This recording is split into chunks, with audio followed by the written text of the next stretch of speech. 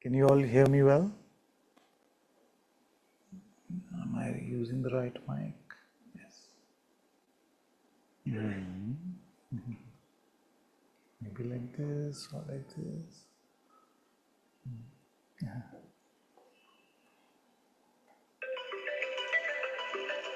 Remember to switch off the phones.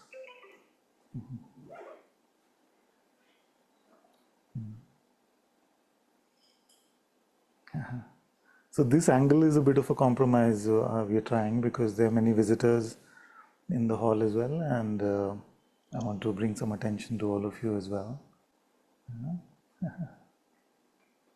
So feel free to throw a tantrum if you feel like I'm not bringing enough attention this side.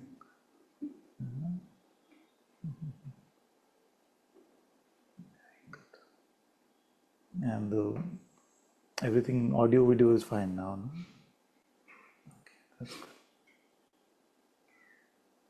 Very good, very good.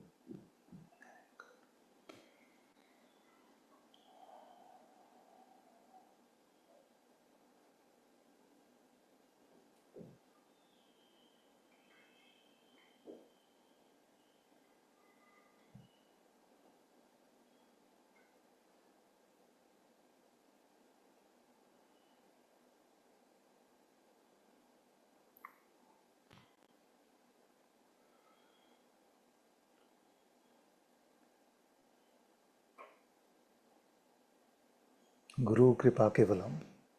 Namaste and welcome everyone to Satsang today. Sadguru Shri Muji Baba ki Jai.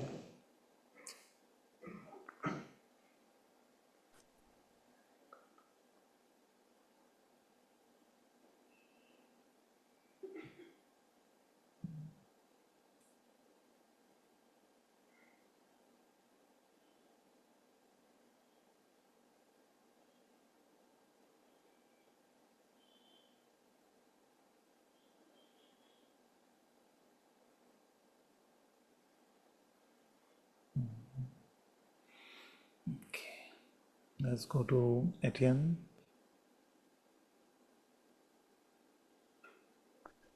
Namaste, Ananta-ji. Namaste, my dear. So last week I've been just mentioning the heart temple movement, and now I come again just to say I've been enjoying very much the few weeks I've been doing it. Yes. And I will probably make I'm going to Portugal soon. Oh, yeah. I mean, next week, yes.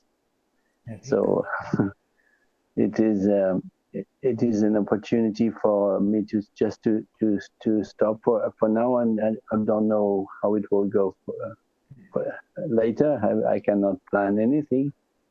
And on Sunday, tomorrow, we'll have another meeting, and I will just so to say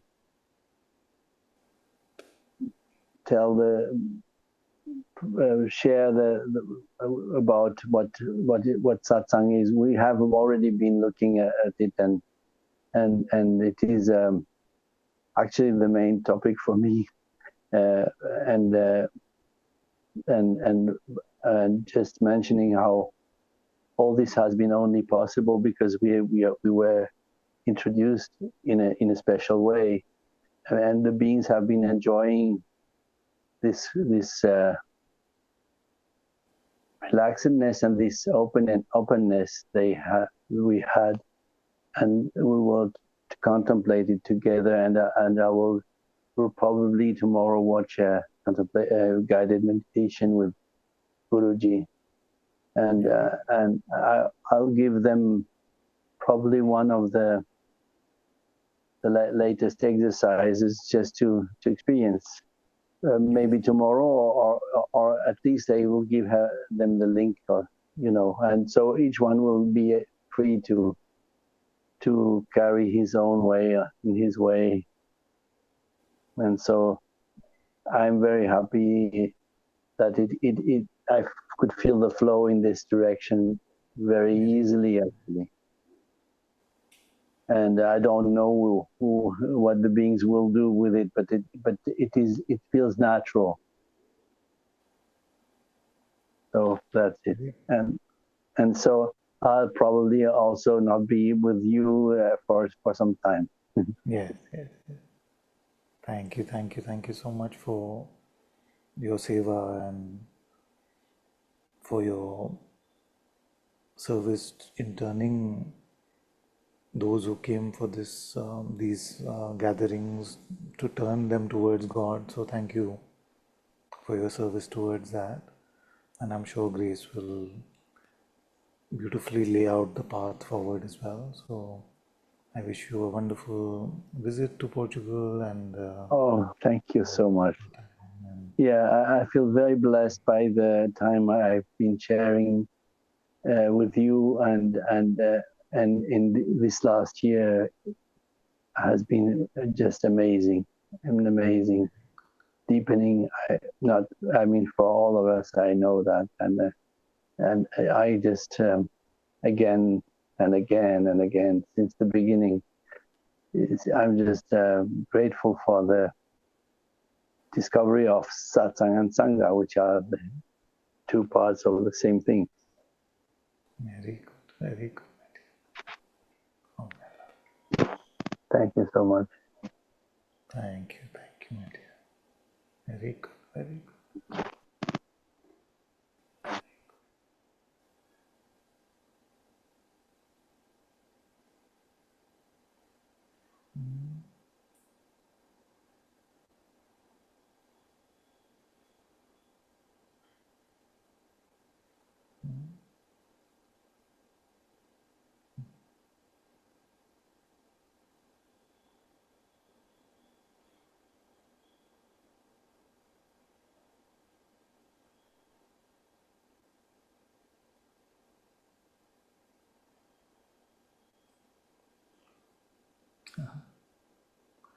Okay, let's go to Bodhi.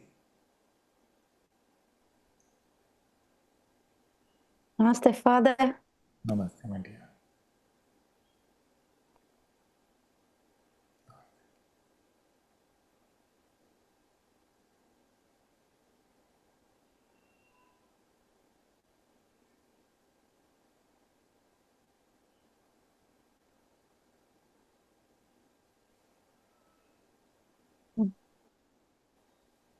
I don't know how to express this. But I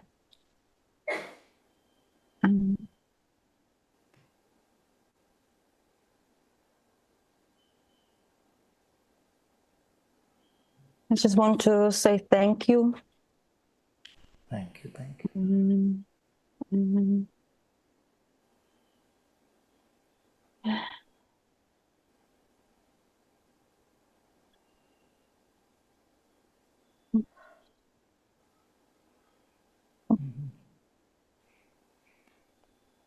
That's all. Thank you.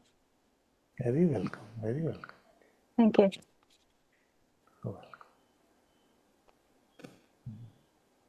Very good.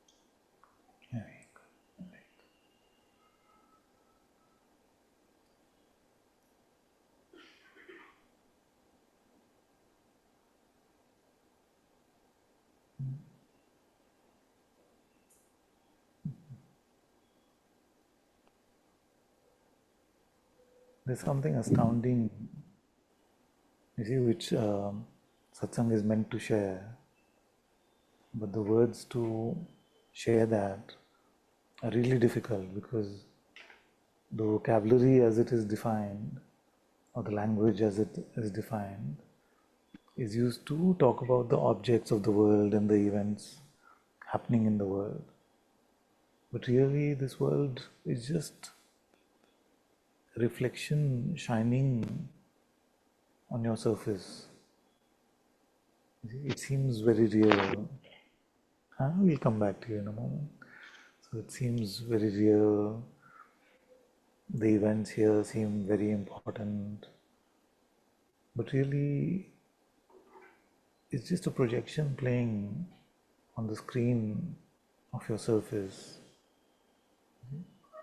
But what is inside you, what is inside yourself, is much beyond what the human mind can fathom.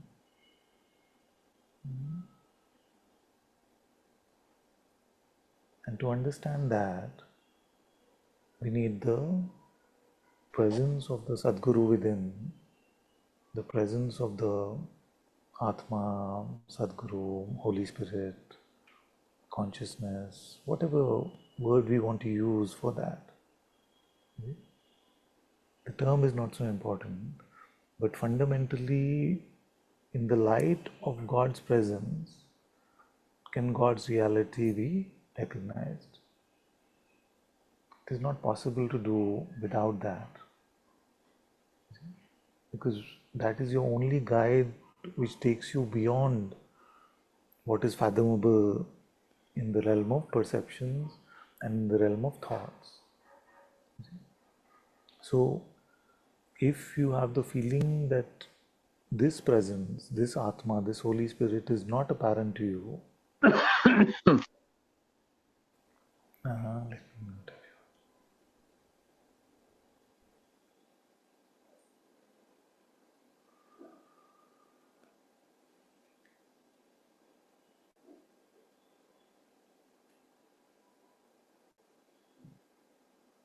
It's okay.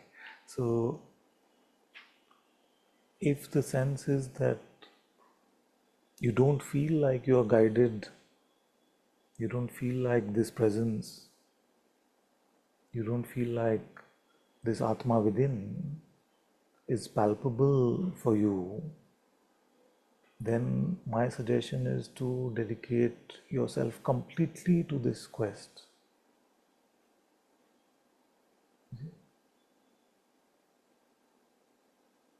And I'm reiterating that our life really seems very eventful and full of things and all of that, but without coming to the Atma within, it is literally a zombie life.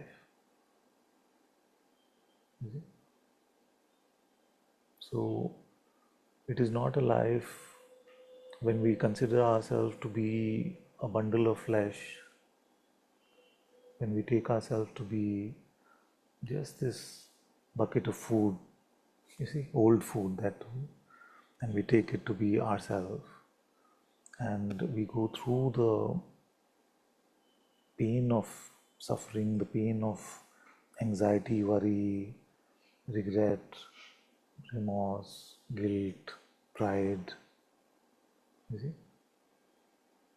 and we live under the constant fear, although we may try to hide it and we may try to repress it, but we all know that death is coming for that which we take ourselves to be, you see.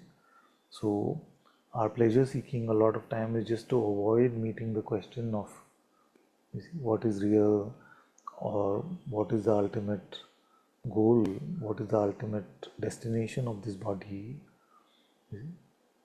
which is on the fire or under the ground.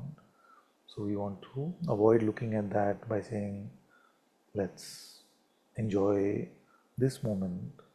But this version of Carpe Diem, which is to seize this moment, is all upside down, because we are missing really what is most obvious in this moment, and going after just the content of this moment for some future pleasure, not really about this moment itself.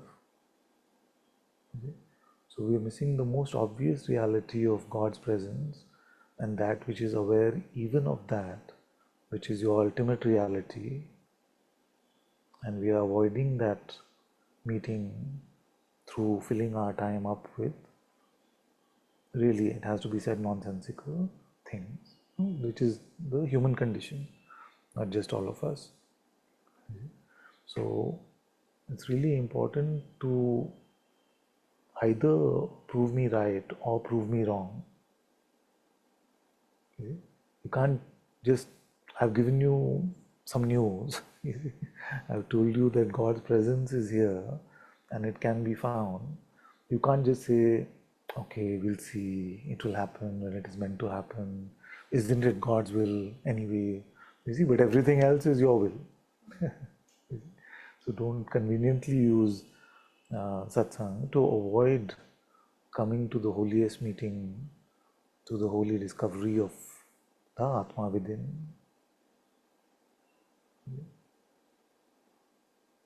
So that is the spirit part of spirituality. And to practice spirituality without spirit is not spirituality at all. See? So many of our brothers and sisters in the world may say that they are very spiritual, but they are neither looking for spirit nor are they living in spirit. See?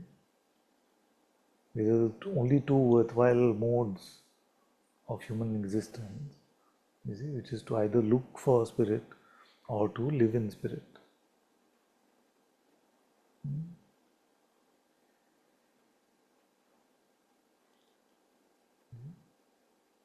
So does this sound too far out, far-fetched? Or can it be possible that we can transform our life to living in the light of the Atma within, in the light of God's presence within?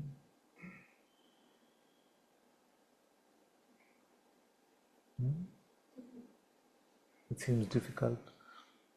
You see, good, thank you. So let's then identify what makes it difficult so that we can clear the path. We can clear the path. So why don't you start? What makes it difficult?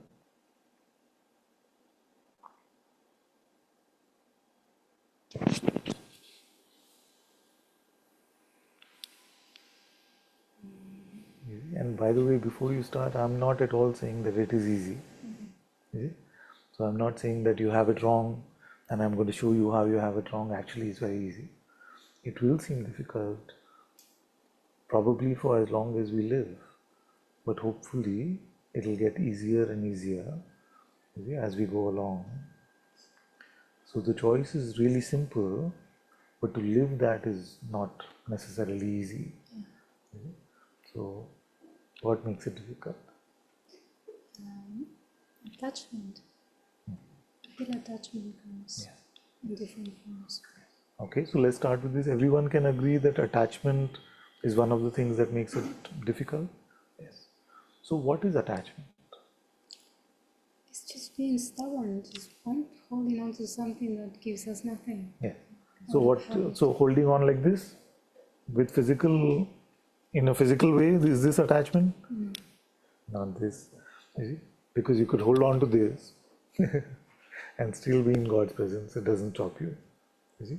You can hold on with our attention. You see? Like that. Yeah, but that's fine. That doesn't give you trouble. Even attention is fine. So even attention, attachment is not caused because of that. Then, so not physical, not attention. Then what is the nature of attachment? It's insisting that we are what we are not. Yeah, it's an insistence of something, of being something that we are not. And how do you do that work of insistence? You just buy into the whole discourse, this whole voice in the head. Yeah. So we buy into the voice in our head, and what is the instrument of buying? My belief, my identity, Yeah. my So giving importance to it. yes. So what is the specific thing so that we can really zero in? Can we? Is identity a byproduct or is identity a tool?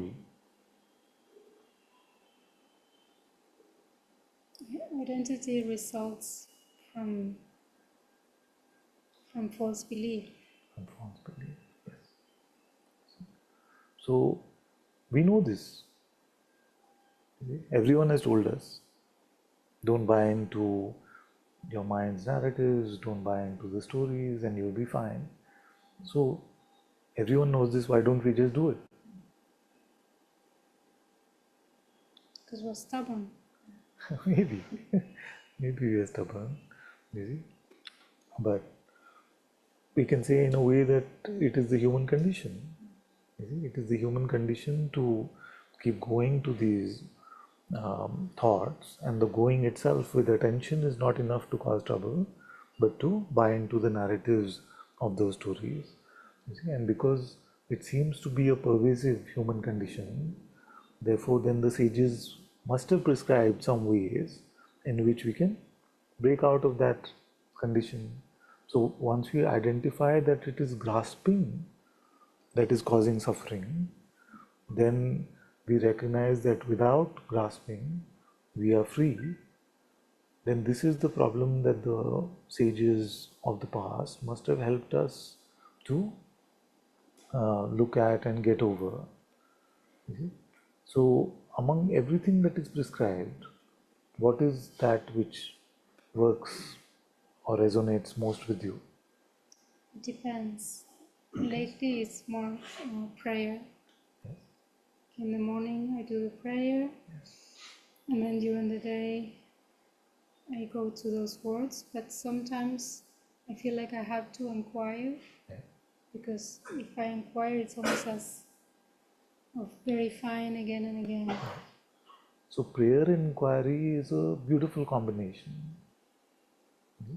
You can pray, maybe you can start your day with a prayer, come to God's presence, and then move. Are you able to follow that? What's the question So, again? start with God's presence, as we've Yes, been saying. at the beginning of the day. Yeah, Yes, but it doesn't guarantee that the day is gonna go it doesn't guarantee. godly. Yes, it doesn't. But it's a good start. No? Yes, So are you starting like that every day? I am. Very good. Very So some days, but very few days I'm not. But it's not most of them. Okay. That's Most good. of them. That's good. So, as long as all of us can at least endeavor to start our day, don't leave the bed without coming to God's presence. You see, that itself is a major escape velocity from the temptation of the ego. You see, you start the day with some escape, otherwise, the gravitational force of the mind will pull you in straight up. No? Many of you have noticed this, that the mind tries first thing in the morning. When you wake up, you have to do this, you have to check your phone, you have to answer to your email, this has to be done, this has to be done. So it tries, in the guise of planning your day, it just pulls you into the identity, isn't it? So instead of that, whatever you're using, whether it is inquiry, whether it is prayer, whether it is any devotional singing, anything that brings you to God's presence, start with that and commit that you will not start your day without meeting God. That's a good place to start. Then you said it's no guarantee that the rest of the day will be spent in his presence. That's right. So what happens? You meet God, then you go about your day, you start talking to your, relationships, to maybe you start replying on the phone, maybe you start engaging with the world in some way. Then what happens? How does God's presence go away?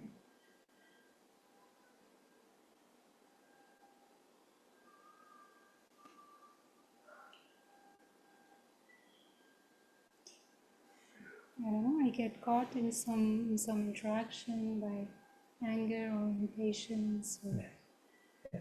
So you're saying it's not that identification, it's not about believing, it's about the appearance of anger or impatience.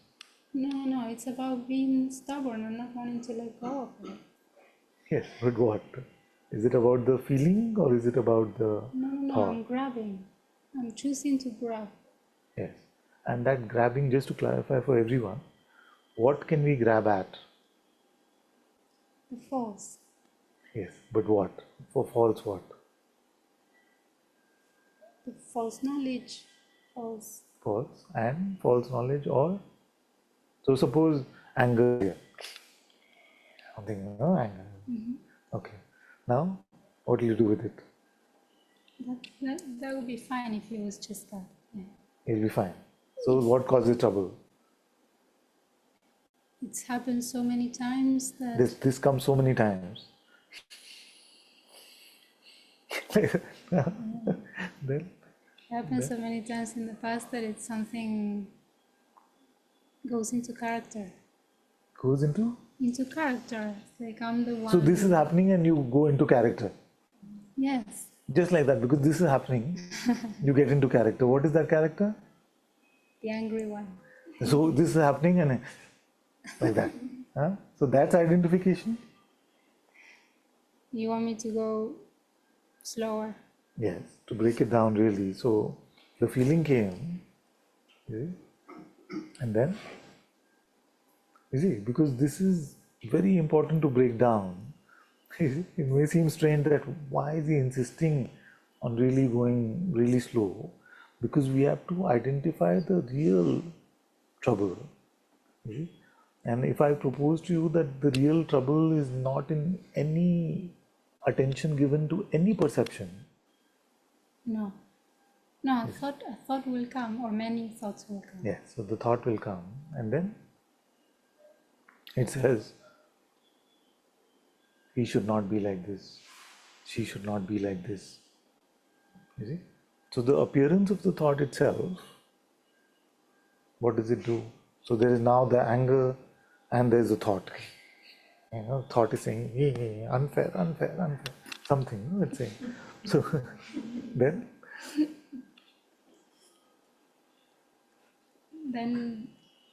okay, I'll look at it slowly like yes, yours.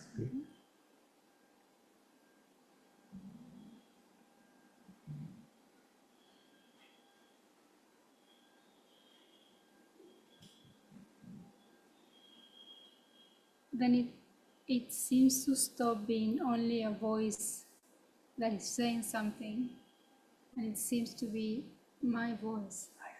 okay, good. So let's use the benchmark of God's presence. So God's presence was here. You started your day with that. Then in the appearance of the anger, did the presence go away? No. It didn't go away. In the appearance of the thought, did the presence go away? No. So at which point does the presence seem to become hidden? It's like I denied myself by becoming something that I'm not. Yes, how? Because I By? give value to this thing. Yes, to this. you give value to the construct which the thought is offering. So now, how would your prayer or inquiry help in this situation? Because of love. Yeah? It's love. It's love. So when we pray, you see, our thoughts are basically offering us pride, whether we see it or not, that I am something, that I am somethingness itself is pride. You see? Because if you are referring to God's presence within ourselves, or we are referring to the absolute nature of our reality, that doesn't need the reinforcement of thoughts to make us into something. You see? Everything else that we take ourselves to be, you see, and not give thanks or gratitude to God for that if it is good, and we claim ownership of that individually, That is pride. Because there is nothing really else here which is special or worthy or important in any way. And if you're new in Satsang, that may sound a bit harsh to hear, but we can investigate together. So, and see, but this is my proposition and you must prove me right or prove me wrong. See, I'm happy if you say, but you're so wrong. You see? There is something to me, and here it is, here the me is, the owner of this special quality, the one that wants to be special, the one that wants to be valued, the one that wants to be worth something. You see, here it is. So when we pray, we are actually saying that I am not anything special, I am nobody really, and if it is your will, if it is your grace, then please help me in this situation, because I don't have the capacity, I don't have the power. So we turn to the holiness within ourselves to ask for assistance, that is to pray. In the same way, you could inquire and say, but I deserve better. Suppose that is the overriding idea, I deserve better. Then you can inquire and ask, who is this I?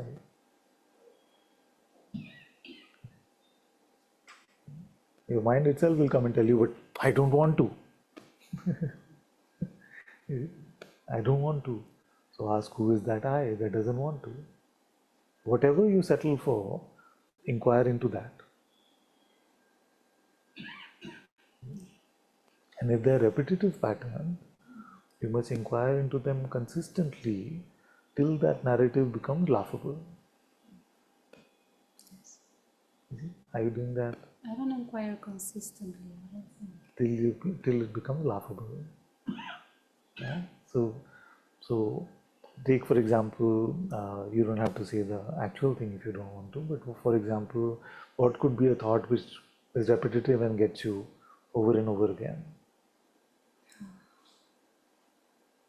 I don't know, you put me on the spot like that, I can't come up with something. So I can't come up with something. Huh? Let's take that. So who is this I?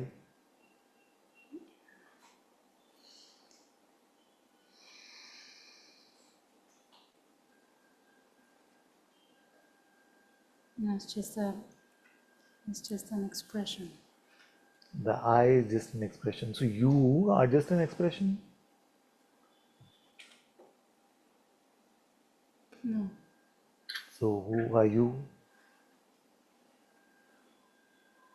The one that can't come up with anything at this point. Who is that one?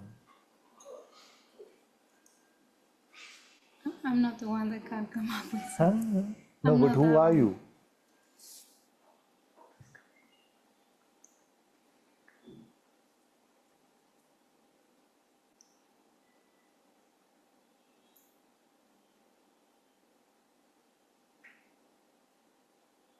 I'm only here. Who are you that is here?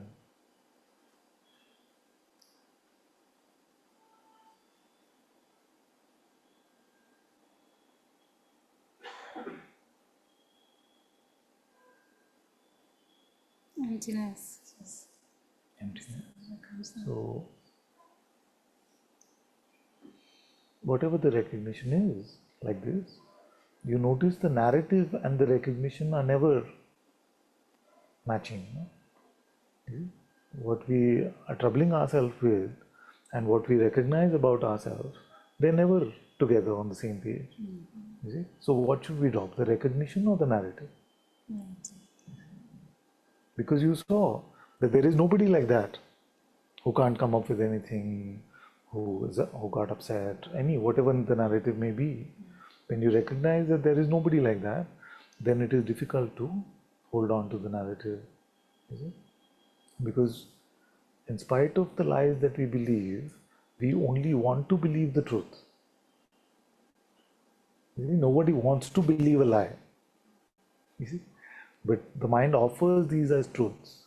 But when we recognize the truth, then the falsity that the mind offers is dropped because we recognize it as false.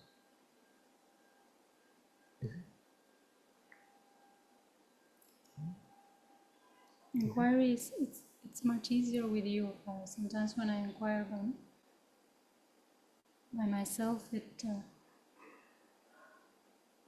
becomes a mind exercise, and that's why prayer. Prayer is good.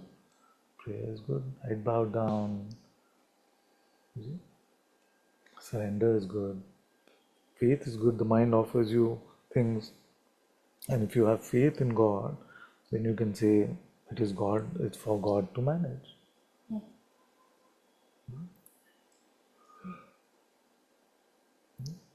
So all the whole buffet of tools is available to you, and it's available to you because it is clear that not every tool, not a single tool is always. We are not resonating with that always. No? So even as the inquiry, some of you may have heard, you may say, I don't want to do that. See? It seems pointless, it seems stupid. What is the point of asking who am I? See, what will I get? It seems like the silliest exercise. See? So for them, surrender may be a better path. See? Or chanting or prayer may be a better path. See? To remember God in whatever way could be a better way to remain in God's presence and not go with the avidya which the mind is offering, because it is only avidya. How can I reiterate this? Should I shout it out? So it is only avidya which blocks us, you see, from living in God's presence. It is only false notions, only false constructs. It's never about another one. It is never about the state of the body. It is never about the feelings that we are feeling. And let's argue about it now if you want to, but let's not do this for years where we are still confused about what is causing the trouble. Is it? And I can bring the big guns in if you want. You see? So Bhagavan said, the self will not be a new attainment. It will be just a letting go of avidya, a letting go of that which is false. The truth is already here, and in the absence of avidya, it is apparent to us.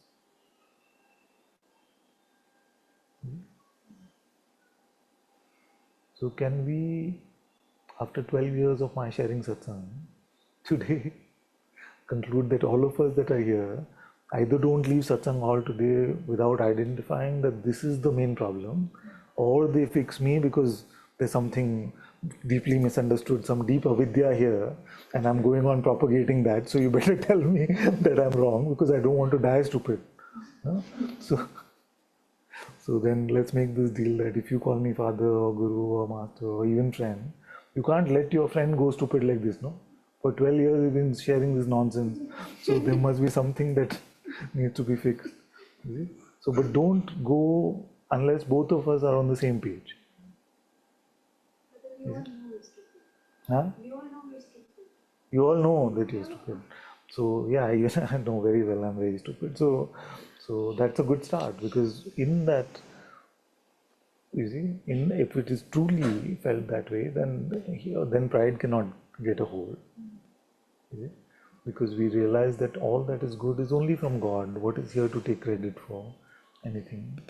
You see? But there is an ability to mess it up, you see, which is what makes me stupid. Okay, but coming back to what we were saying, can we identify that the only way to lose God's presence, or at least the quest to be in God's presence, is when we take ourselves to be something else. You see? And when we take ourselves to be something else can only happen when we believe a thought, when we identify with the thought.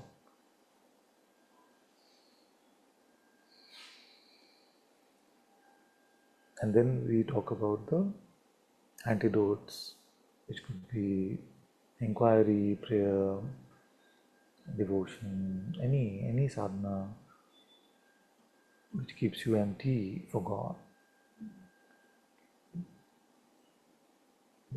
So what am I basically saying? I'm saying that the boundless, to meet the boundless in the human condition, ironically seems to be through a narrow lane. Huh? To meet that which is boundless, strangely, is through the meeting happens by walking this very narrow lane. You see? Now we have to walk this lane empty of me. See? Don't worry about the words. Be empty of the me. Because as the sages have told us, where there is me, there is no God. And there is God, there cannot be a me.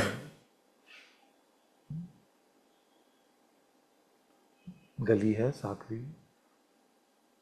The lane is narrow. Now how to walk as if the me is real, is valuable, is important. How to make the me primary. Does it happen just organically? Like right now, where's the me? Unimportant. Is it? So then you're empty for God. But soon, something comes. Is it? So when that comes, either we remain open and empty, just let it go, or we pray to God for help, hand it over to God, or we continue to bring our attention back to our prayer, our chant, or we bring our attention to His presence, or we inquire into what is this which is being proposed, or who is witnessing that.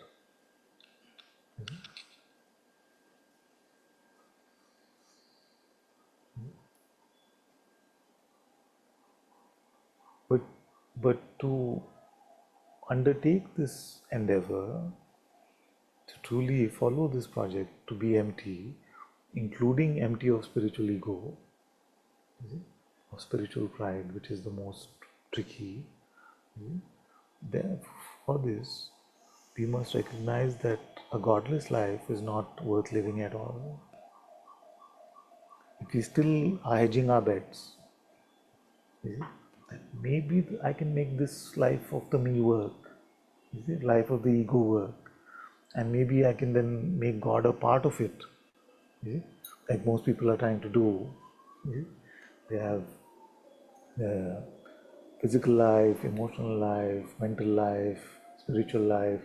They say, I want to balance out all of this stuff. Have you met anyone who's been able to do it? Not on Instagram, really. Because Instagram, everybody looks very sorted. It's not possible because it's like flying in the air and walking on the ground at the same time. It's just not possible. And the thing is that if you hand over your life to God, then really you lose nothing of value.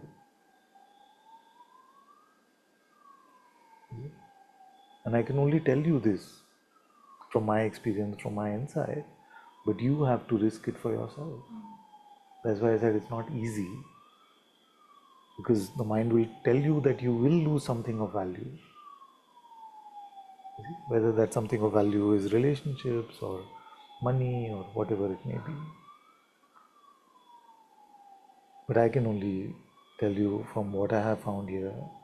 But if you're unwilling to take the risk, then you will not find out, because you will keep hedging your bets. You'll keep saying, oh, no, the me has to come up for this. I have to handle this. God can't do this. The one who's running this entire play and nobody knows how it is run, including the scientists have no idea. You ask any scientist what is energy, Yeah? Yeah? Even the ones who talk about matter and energy being the same and all of that. Ask them, what is energy? They say we can measure it, we can tell you what its effects are, but what it is we can't tell you. So the what of it that you only find when you go within yourself. The what of everything you only find when you go within yourself. What are you? What is God? What is love? What is reality? What is truth? What is music? What is justice? What is mercy? What is kindness? All that is valuable. You only recognize in the presence of the Atma.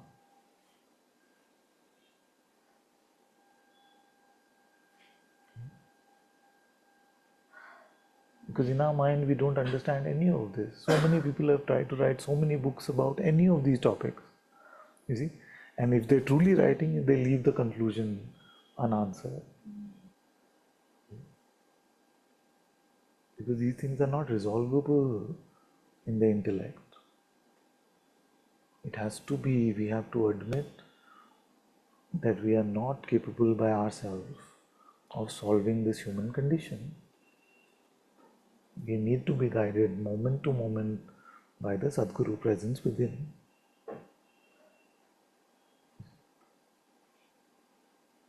And if you become like that, a helpless child asking the mother for help, then by his grace, by her grace, it will come. But if we have pride, if we still take ourselves to be something important, special, then that has to first dissolve.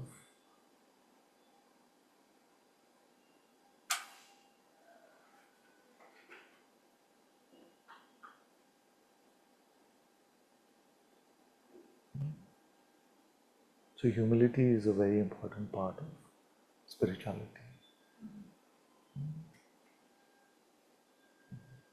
And the good thing about any of this, whether you look at faith, humility, prayerfulness, gratitude, any of these things, you deepen in any of them, the rest follow along. You don't have to mentally juggle, okay, now my pride, my humility exercise is done for the day, let me go to my gratitude exercise. You don't have to do that. Although if something comes from your heart and it feels good and you want to follow like that, it's fine. The heart will guide you.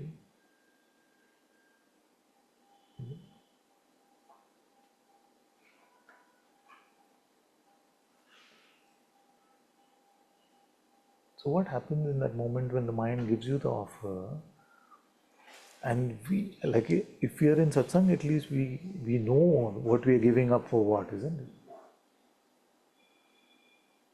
See, those of us in the world who have not come across this may not know that we are actually making a big barter between God's presence and the specialness of a me, or the righteousness of a me. And many times, just to be right about something, we will give up on God.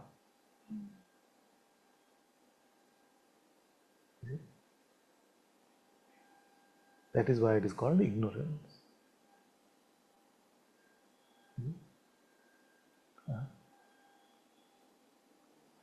And many things I've been using this metaphor of Krishna actually sitting in front of you, to make the comparison clearly. So Krishna is sitting in front of you. You know that if you go towards knowing or being right, his presence will not be apparent anymore. You see? So what has to come that you'll say, okay, now I'm willing to say bye to Krishna? And it doesn't have to be Krishna, it can be whatever you fathom, the highest form of the Lord, Ram, Krishna, Jesus, Allah. That one is with you. Now for what will you give that up? Just to be right about something? The mind comes with, but I have to, you see, do this particular work. If God is with you, then what do you have to do? What do you have to manage for yourself? Okay? So suppose it was true that that chair over there, which is empty, Krishna is sitting there. Huh? Now somebody comes, your best friend comes and says, come. We have this particular flight to catch or something like that. What will you do? Yeah? Jesus is there on that chair, and the friend comes and says, come, we have that email to send. Remember, it's $1 million contract. You see, Jesus is sitting right there. What are you going to do? Okay, that itself is an important contemplation, but for me it's a no-brainer, no? And hopefully for all of you as well, it's a no-brainer at all. Right? That one instant in the Lord's presence is worth whatever the world can give any of us. So, but if that contemplation is a bit of a doubtful one, then start with that. Start itself with that. So, but suppose that we are all on the same page and it's a no-brainer. Why will you leave God for whatever the world has to offer? Then either you're saying that God has to appear externally for me to value him in that way, and therefore you don't have enough faith in your own insight of God's presence within you, for which you're willing to make that exchange for being right or living on your own terms. So that is how faith has to deepen. Faith means to trust your heart insight more than anything that the mind can offer you. Faith is not belief. All belief can be shaken. You see, some of us say we want a deeper conviction. Yes, but conviction, if it is faith, not belief. Mostly conviction means a deep belief. So, now for what will you leave?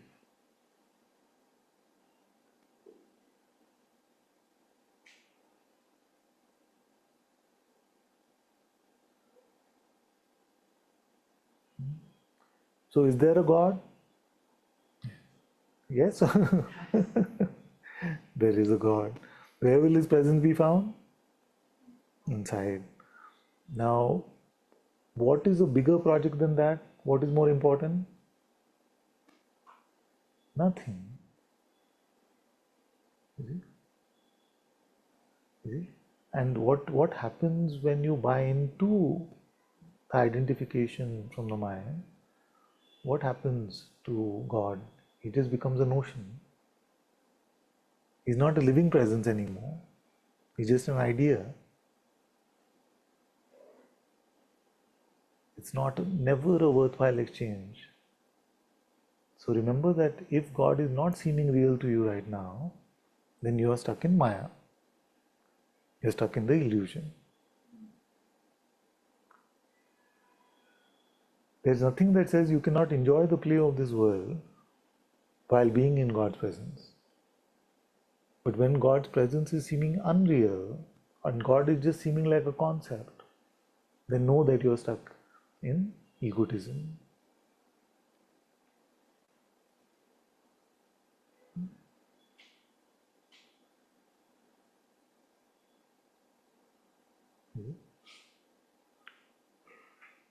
And I don't want you to be stuck like that. My whole job, if there is one, is to shake you out of that. To shake you out of this hellish life which the mind tries to convince you is palatable, is manageable. You can still win.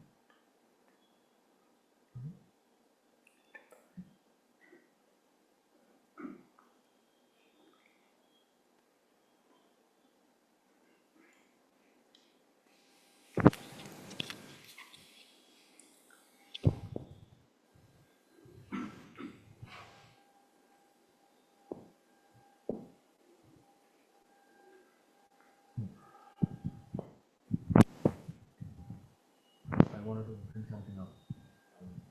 There's something heavy, happening now. One of my friends, school friends, I just got to know that this morning that his brain dead. I went to visit him, support right now. He'll leave any moment. So I spent around 3 to 4 hours in the ICU. He came back. So something was there. Very few people, and I was this from deep inside. The voice was coming. There's a guy here who didn't know when the dream is going to end, because we got to know the actual details, and when he knew something was happening, he just went into coma, and he didn't even know that the dream is ending. So one side is he didn't suffer, the other side is he didn't say goodbye to a lot of people. So people are just coming and meeting and going, and he's alive, but any moment it will be removed.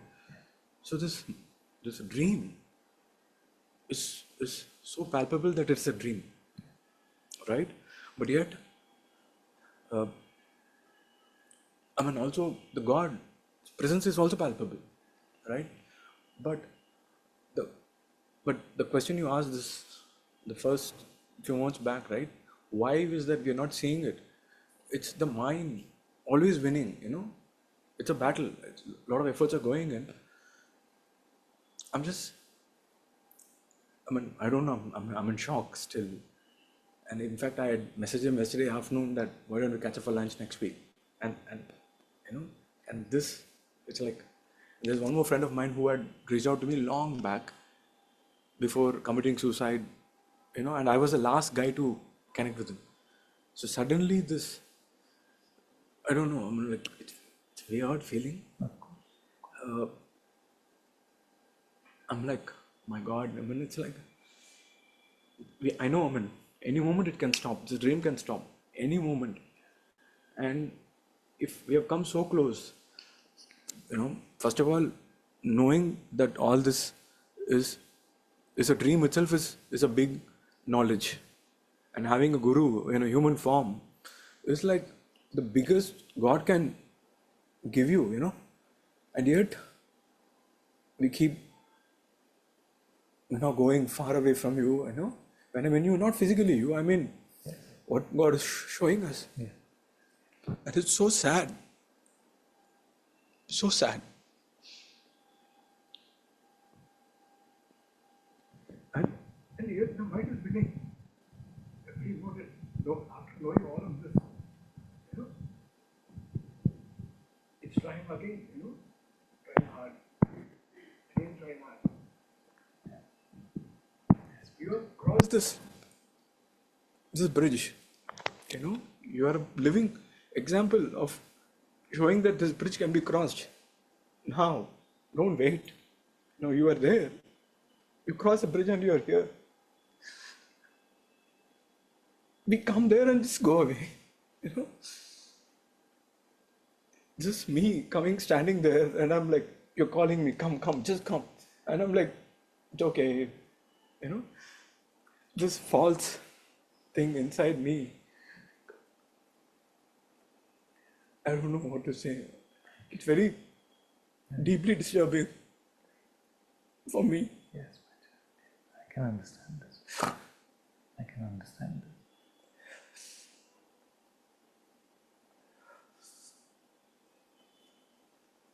What happens is that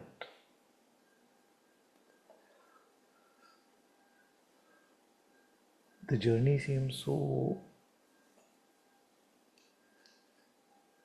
far-fetched in a way, it seems so absurd in a way, that even one who is half a step seemingly ahead of us, seems to be a good enough guide for us on the path.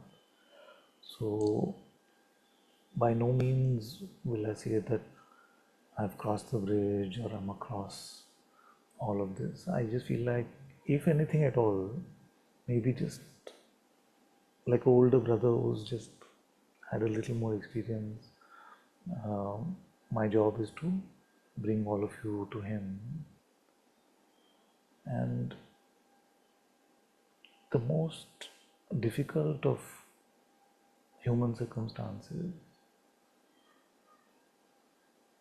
my imploration, my suggestion is to meet it in the guidance of the Atma within.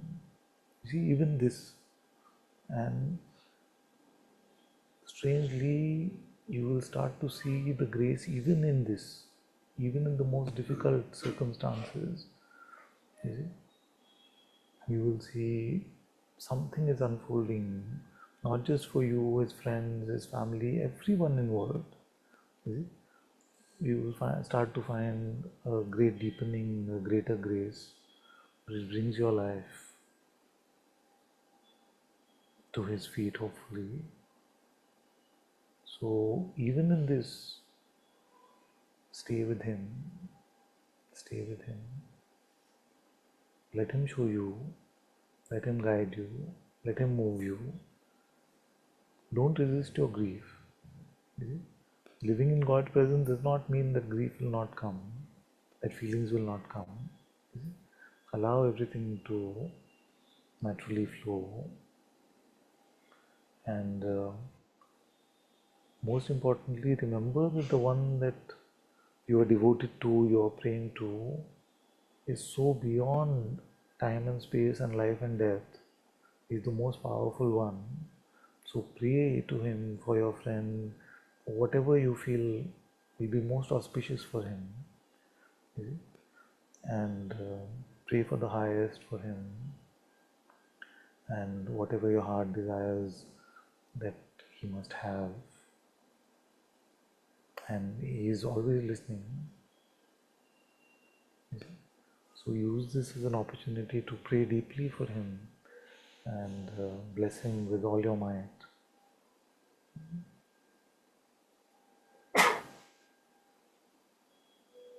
Cool.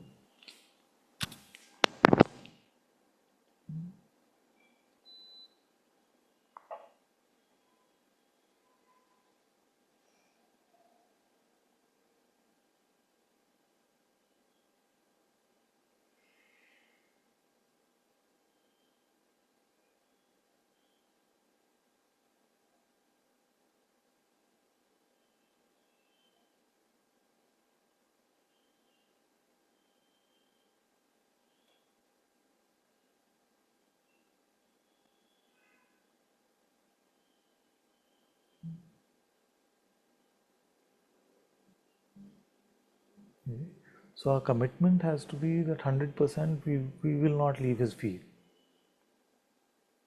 We will not leave God's feet, come what may. And if we commit 100%, then it may happen in actuality half the time.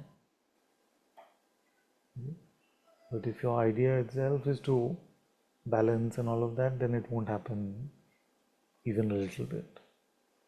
You see, why is it like that? Because that is the compelling nature of Maya.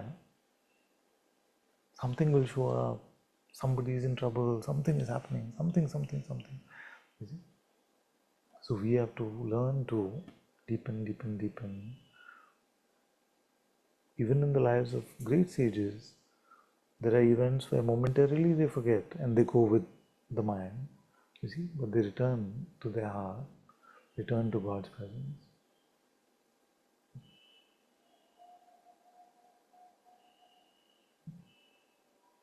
It's very important.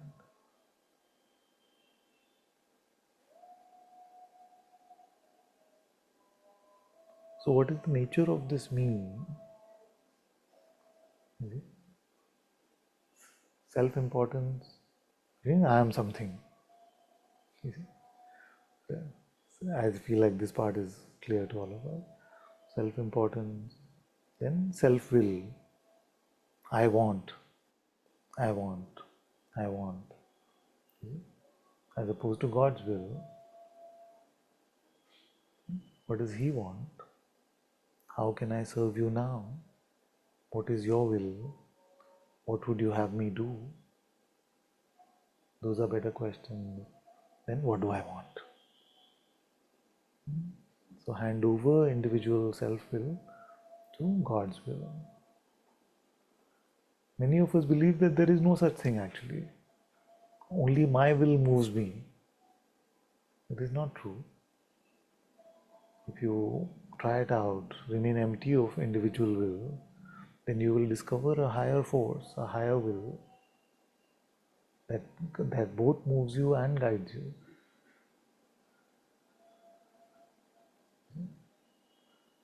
So, self-will and self-concern. But what about me? But what about me?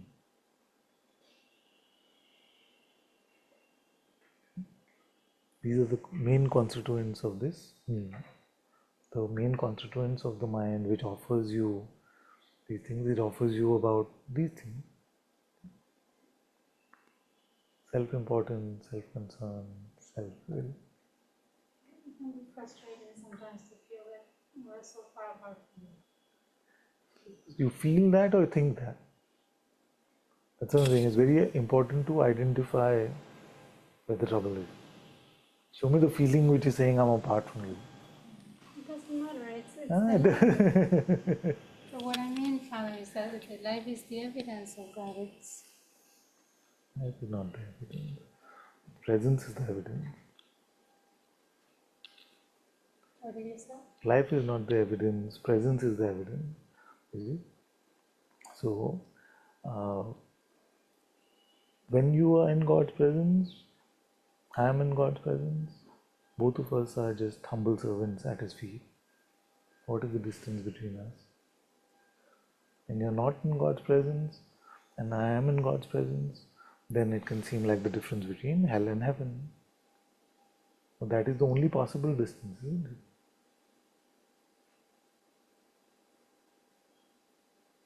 Yes. So if you listen to the thief about how to catch the thief, then it will cause more trouble.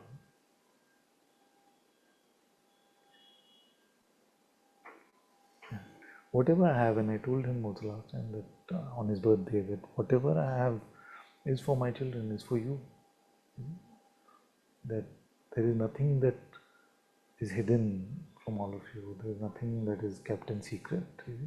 That this is special. This I will give only like a special disciple, or I will just keep it for myself. Everything that I have is openly shared with you.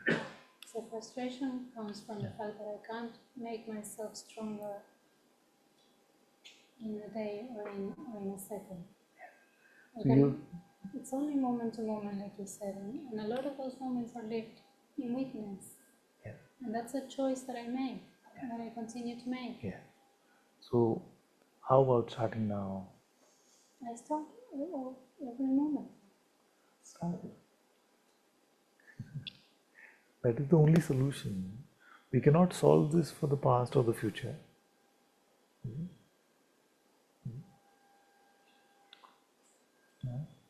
So suppose, okay, my son is here, so maybe these examples are coming. Suppose when you eat, you always drop some stuff on your clothes. You say, it's so frustrating. Why do I always drop some stuff on my clothes? So, how do you stop? You have to stop with this meal, with this meal, with this meal. If you keep thinking about how frustrating it is and why it goes on forever, then that doesn't help anything. That is just the trickery of the mind itself, which gives you the trouble and then makes you troubled about giving you the trouble. I know. Yes. But it doesn't make it any less frustrating when you're saying that. Yeah. So instead of buying into the notion of being frustrated, why don't you just return to God's light? Now, let's leave tomorrow to tomorrow, yesterday to yesterday. Right now, is he here?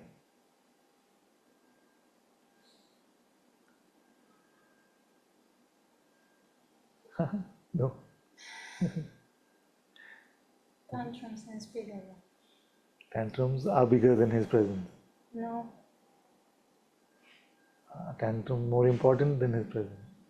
No, no. Then what do you say?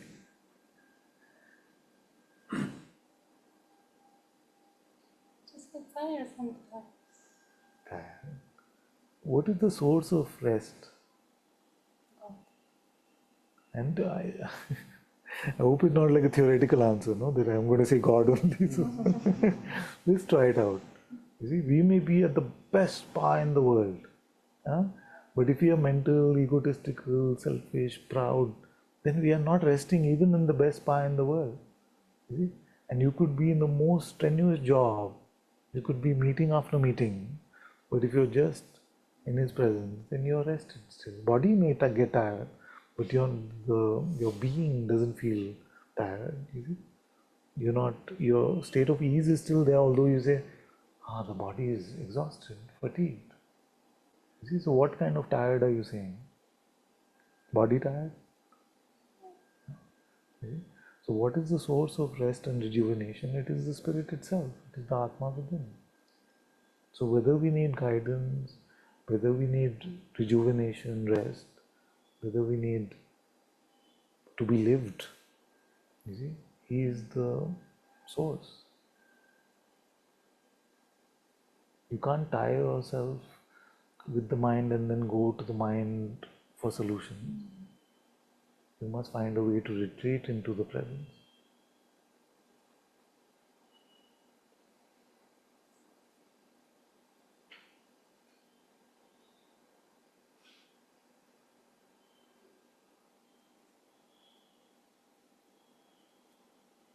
What thought is most compelling right now? It's the thought that we are stuck somewhere in the middle of the pure light of God and just being in complete ignorance, and it's very tiring. Yeah. So okay, let's make a change today. Let's say that this narrative is true. It's true. You're stuck in between. Trying to take it seriously. So you're stuck in between God's light and completely egotistical and completely ignorant. You're stuck in the middle. Now, what should we do? Yeah? So suppose we know that there's an oasis over there. The starting point of this trek was 50 miles away, and now you're stuck in the middle. 50 miles to oasis, 50 miles to the starting point. What can we do?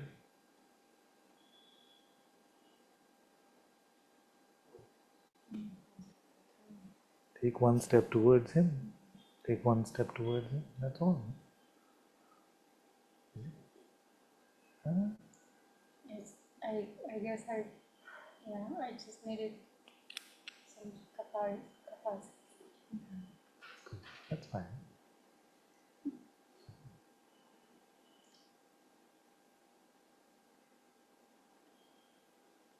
You say it's not true, but I still think it's true. What? That it's the most frustrating life. This way. Yours is the most frustrating life. No, not mine. Then whose? Where's the award? Who has it? Last time who was crowned the most frustrating life?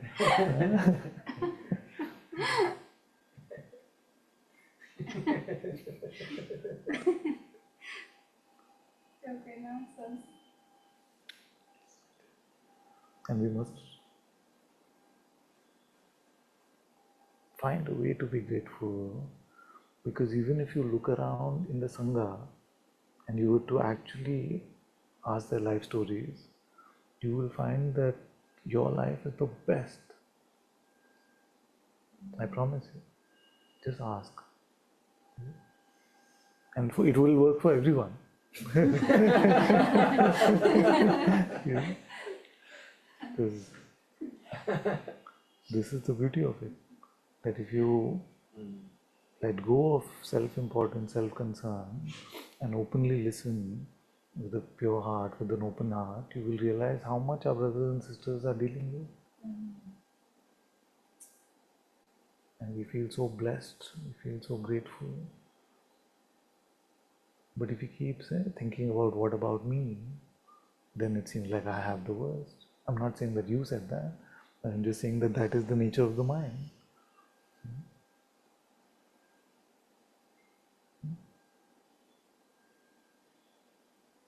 No, but I do. Yeah? I it.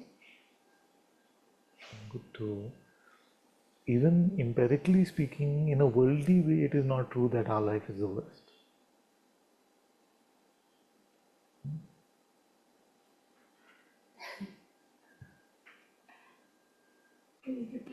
Even empirically speaking, if you're saying, okay, let's leave the topic of God aside for a moment.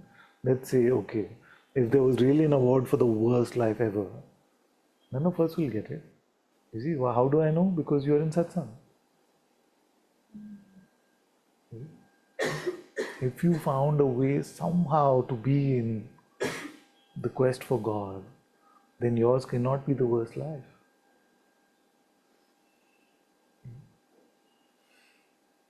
So you must, can we be grateful that we are here together in Satsang? You see? So if we are grateful about this, then how can our life be the worst?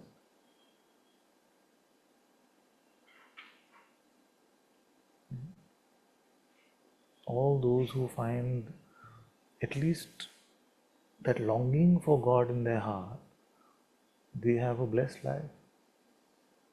They've broken the spell of the zombie life. You see, that itself is a great blessing.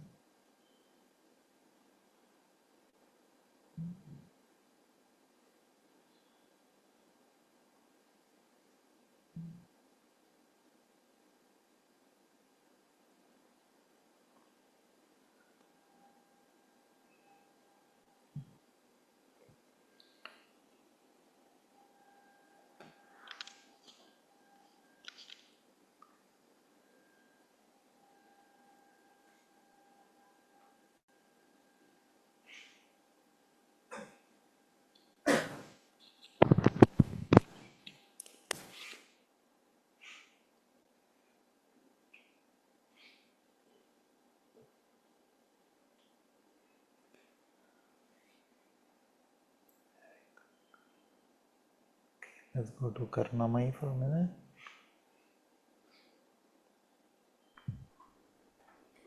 Thank you for Welcome.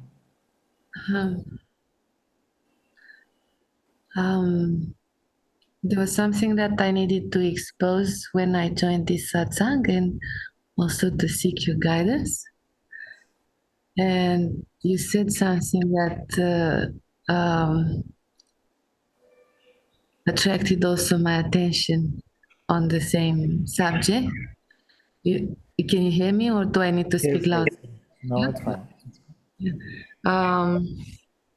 And also, it came to my attention today. There was a short paragraph from Annamalai Swami.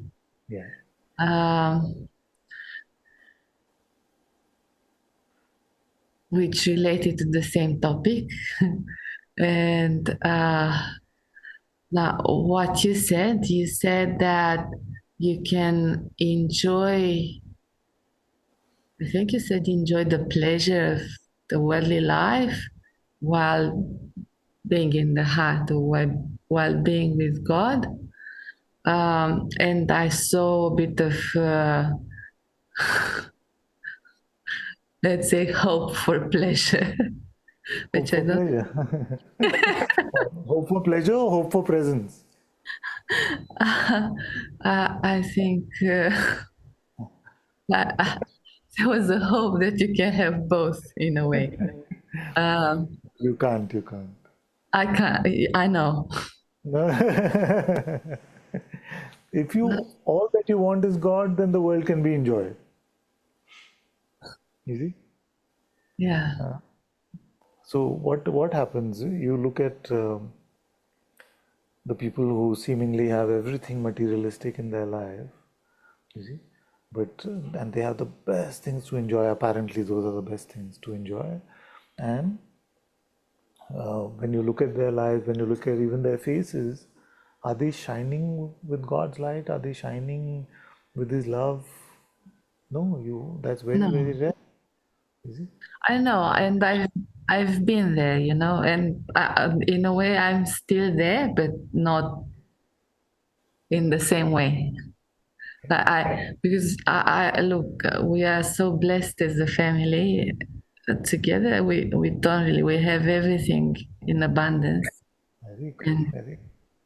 we've always had like, oh, yeah, I can't really ask for more. Uh, uh, and it's not that we have only the material things in abundance, but we have so much grace in abundance. Yeah, yeah, yeah. Um, No, but what about the God's presence part? That is the important one. that's the grace that brings the presence. It's the grace that brings the presence. But what is it that Uh, we want? What is it that we want more than anything else? Nothing. It's just I know I noted that my I've attention. never met anyone who wanted nothing. It's nothing more Are you the important. first? Are you the first? I'm not the first, Let me see. not the last. I It's very good to see, and many times I may have also said this, but in this moment, let's really investigate if this is true, that we are empty for God. Truly, we want nothing.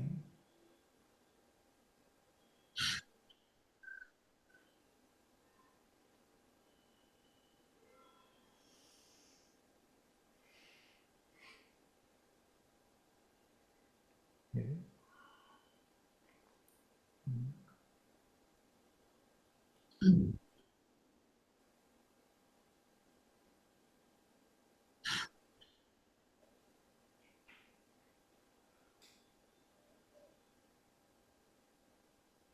Hmm? Yeah. I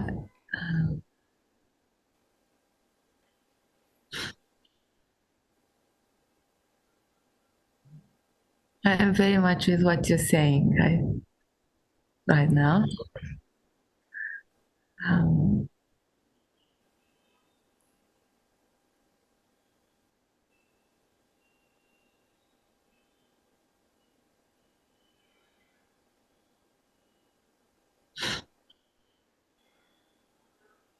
and I'm very grateful for this moment. Very good. Very good. Very good. And whatever has to be exposed and left at his holy feet, I just offer it up. Very good. Very good.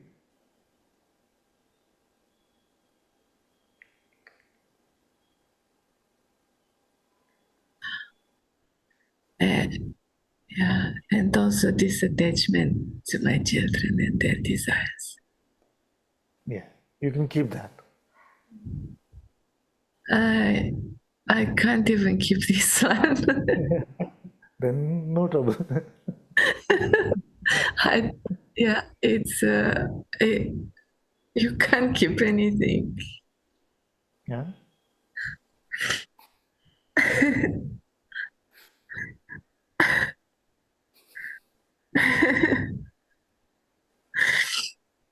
Make, uh, every, make everything about him. I pray to be so. Very good. Very good.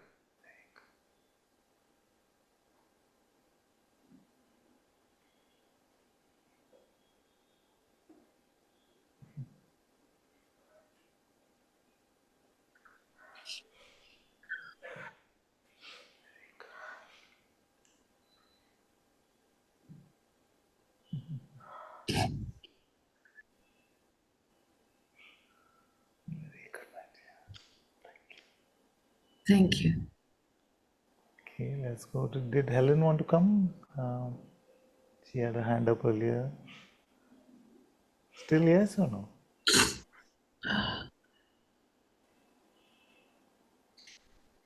Yes. Hello, Father.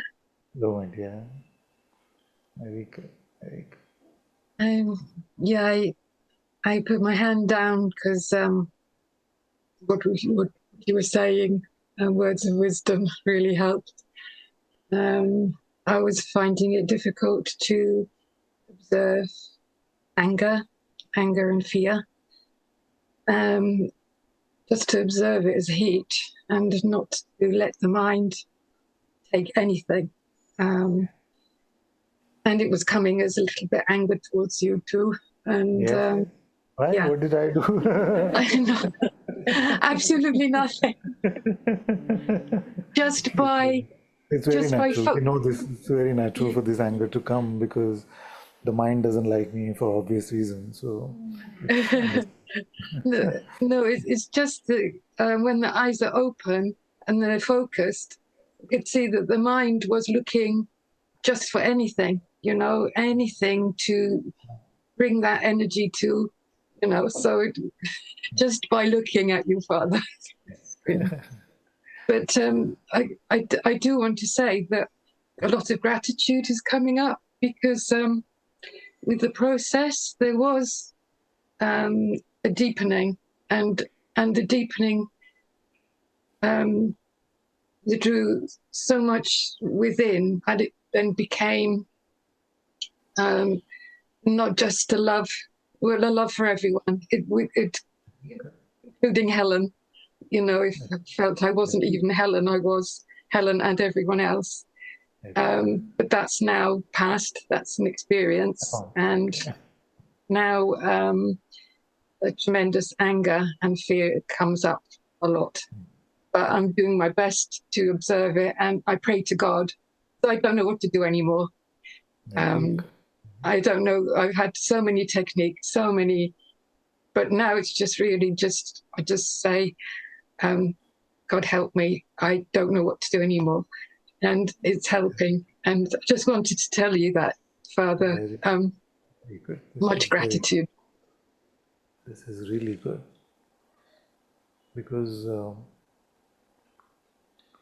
I've been saying often these days that our intention is more important than the method. Okay? So we may have the best technique from the highest master and it's this and that and use this and do like that, all of that. But if our intention is still self-concern, self-will, self-importance, then the highest method cannot help us. But if our technique is nothing, it's just the simplest thing from just somebody you met on the road, but your intention is really to surrender to God, then even the silliest method will work.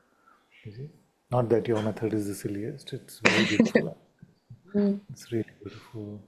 And sometimes just an arrow prayer like that, God help me, is potent enough. It's more than enough. It destroys the spiritual ego that has spent 30 years building up. And it's also a big relief because my heart does beat fast when I put my hand up, because I'm supposed to be, you know, one of the ones that almost got to God, you know, that almost become, in parentheses, enlightened, you know, and the simplicity is, I know, just immense gratitude. Yes. It's sweet, and you never have to put that kind of pressure on yourself. That you've been in satsang this long, you went to great masters and all of that. Don't worry about any of that. Just fresh every moment, like an innocent child in front of God. So, Fresh God. Your words, Father, but come to me all the time. I never look at any of you from that lens. You see, I don't look at any of you from that lens. I'm just meeting a brother or sister in front of God, both of us, like little children. It doesn't matter. All the rest doesn't really matter so much.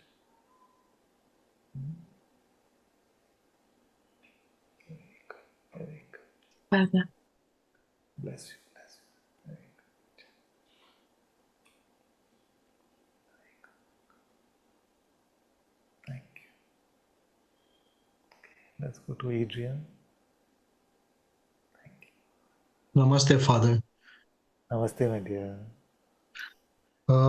If I may bring something in Satsang today, something that is kind of painful, and when it happens, it's something that can happen in life many times when losing something that I love or someone that I love. Like, if I can give an example, some time ago, at the pressure and insistence of a neighbor, I cut three apple trees that were very old and from my great grandmother, and I love them very much. But somehow I gave in. Sorry. Yes. Yes. Somehow I gave in to the insistence of the neighbor, and I cut them, and I feel so much sadness that I really loved those trees, and I don't feel it was necessary to do this. It could have, and maybe this is also just an example of what can happen in life, of losing something that I value, and uh, somehow I feel that God created these apple trees, and and it is he's not he can forgive me if I pray to him, but it's kind of difficult to. I don't know how to deal with these things when they happen. Yes. Yes. Thank you for that question. Yes, it can happen sometimes that, like you said, in the pressure of the world, then we ended up following, and now it doesn't seem so good in our heart, the action that happened. But really, the best we can do is just offer it up to Him, because really nothing is hidden from Him. Every heartbeat of yours, every breath of yours, we will not remember, but He knows. No? So our intentions, our actions, what events led to what, He is the best one who is aware of all of this. So your regret, your remorse at those actions are also apparent to Him, and that's all that we need to do. We need to offer up ourselves truly with integrity, and when we feel like something wrong has happened, then we must just truly with our heart ask for His forgiveness, and that's the extent of what we must do about this. So once you ask truly, then don't take on any further guilt onto yourselves or unworthiness onto yourselves, because He's fully aware of everything that happened that led you to this circumstance. And I see that you're truly feeling bad from your heart. So if I can see it, a foolish one like me, so I'm sure he notices so much more. So you can leave it behind you now, you see, and ask God, so how can I serve you now? Yes. Wait for the guidance to come from your heart and just keep following that. All our lives will be like this, you see. All our lives are going to be like this, you see. That we are rushed into things, we get pushed into things, and what is it that we do? We cannot uh, dwell on it more than needed, because then the mind is winning more and more. You see? First it makes us guilty, then it makes us guilty for being guilty. You see, the loop continues. It's recursive that way. You see, so don't fall for the 1-2 punch combination that I often speak about. So you spot it, you feel truly from your heart, you feel the pain, you feel the compassion, the kindness towards the trees, and you're offering them up to God's light with integrity, you see, and that's all that is needed. Now commit yourself to being completely in His service, completely living in His will. Yes. Because, my biggest fear maybe is that I did something unrepairable, like it's. I promise you that there is nothing unrepairable, nothing unrepairable. For God, past, present, future, they're nothing cast in stone. Yes. So all is Yes. His life, all is in His grace. There is nothing irreparable. Yes, I heard you say this sometimes, and it really touches me when you say that, God can also fix your past, and it is it is nothing for Him, or not so. Yeah. Yeah. Actually, God is beyond human imagination. You see? But in our imagination, we can fathom easily, like 5-dimensional beings for whom time is another just dimension, so they can move objects from past to future and future to past as if it's nothing. So it's easy for us to even fathom 5-dimensional beings. So God is so much beyond that which we can fathom. You see? So all of this, even a 5-dimensional being, is nothing for God. You see? But the limits of our intellect, our imagination, are limited to just these small things. You see? But He is so beyond all of this. So you can rest assured that because your feeling is with integrity, your hurt about the hurt caused is with integrity, you can be rest assured that he is well aware of these things. Thank you so much. Thank you. I love you. Love you too. Thank you.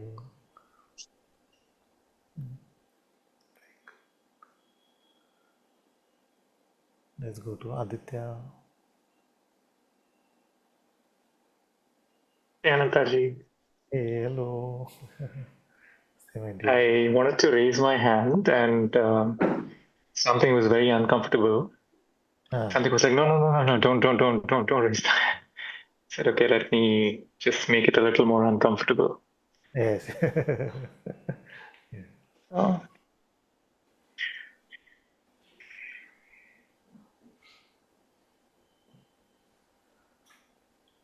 Right now, there's just this, every day it's just constant coming back to this presence that is in the heart. Allowing the attention to come back to the presence which is here. And of course, there are moments where during the day when it seems to be not possible. And during those times, the nama or namasmarana is happening as much as whenever the recall happens and whenever I'm able to remember. And of course, there are definitely a lot of moments in the day when I'm working and when supposedly this idea that I have to use the mind for whatever analysis, Excel reports, PPTs, and So in that moment, it just seems so compelling. And of course, of late, once or twice, when I'm reminded, I'm also praying to God, saying, even in the midst, I know I'm going to forget, that is for sure. It will happen. But even in the midst of that, if you can help me with allowing the presence to be felt even in the midst of the activity. I don't want to stop the activity because it's obviously not possible. But even in the midst of the most busiest of mental activity, for presence to be felt and for presence to infuse even every thought, word, and deed that is happening, right? And that is something that is coming in. And despite all of that, I still feel like I still feel like I might die a fool. I don't know why this is. I just feel that it's just no matter how many times you've taken the name of God, it just feels like I'm no better than what I was a while ago. Yes. And in fact, I'm not expecting it to be different, really. I mean, this is not a prayer for it to be different. But if I'm meant to die a fool, then may it be also according to God's will that I die a fool. And whatever it is, right? Because I honestly do not know if this is better or that is better. But very good, very good. I'm loving this report. It's very beautiful. And just to pray to God that His presence be felt even in the midst of Excel spreadsheets and all of this work is beautiful. The only thing I would add to that is to also surrender, because something I noticed where you said that, but that action has to happen, so I can't stop that from happening.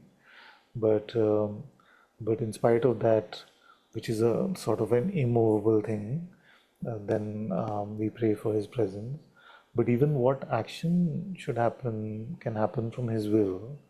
And of course, there's a fear that if I leave even that to His will, then I'll have to quit my job, because why will God ever want to work on an Excel spreadsheet, you know? But it's not true like that. no, it is. No. It's not true like that, because I also spent a lot of time today on an Excel spreadsheet by chance. So His grace can move everything. His will can drive everything. But we must make sure that we are not just saying that mentally. You see, we must allow it to unfold truly from the heart. That are we willing to stop if He guides us to stop? Are we willing to keep moving if He guides us to move? That should be our endeavor. And as that is unfolding, of course, His presence is the anchor for our life now anyway. So this is just something that I spotted, so I felt to share. Secondly, yes, so I agree with the second part of your report fully, that every day I realize how much pride there still is here, how much foolishness there still is here. You see, so as the deepening in His love is happening, also the spotting of the foolish ways of Ananta happens more and more. You see, so I don't know if there'll be an end to that, or it'll be constantly more and more. Some of you kids got concerned when I changed my WhatsApp profile picture to the fool from tarot. Is everything okay? What's happening with you? But I feel like that. The more foolish I find myself to be, the happier I seem to be.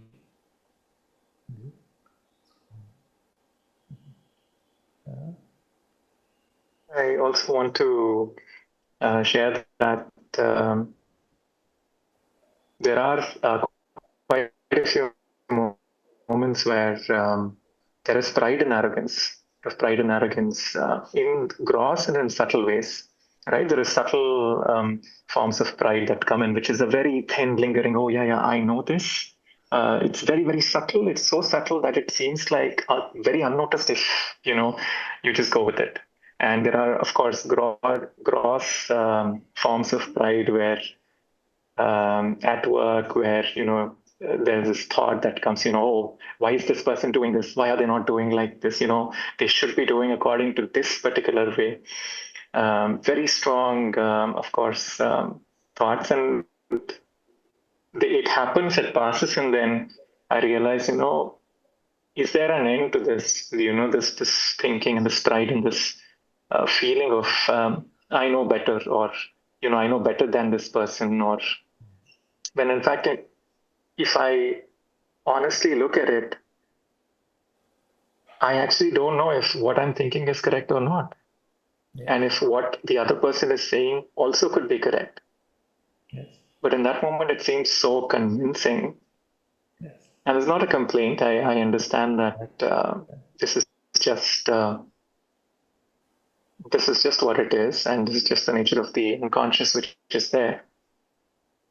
But I would also want to, the reason why I brought this up is I generally don't share these things with you, and very rarely do this.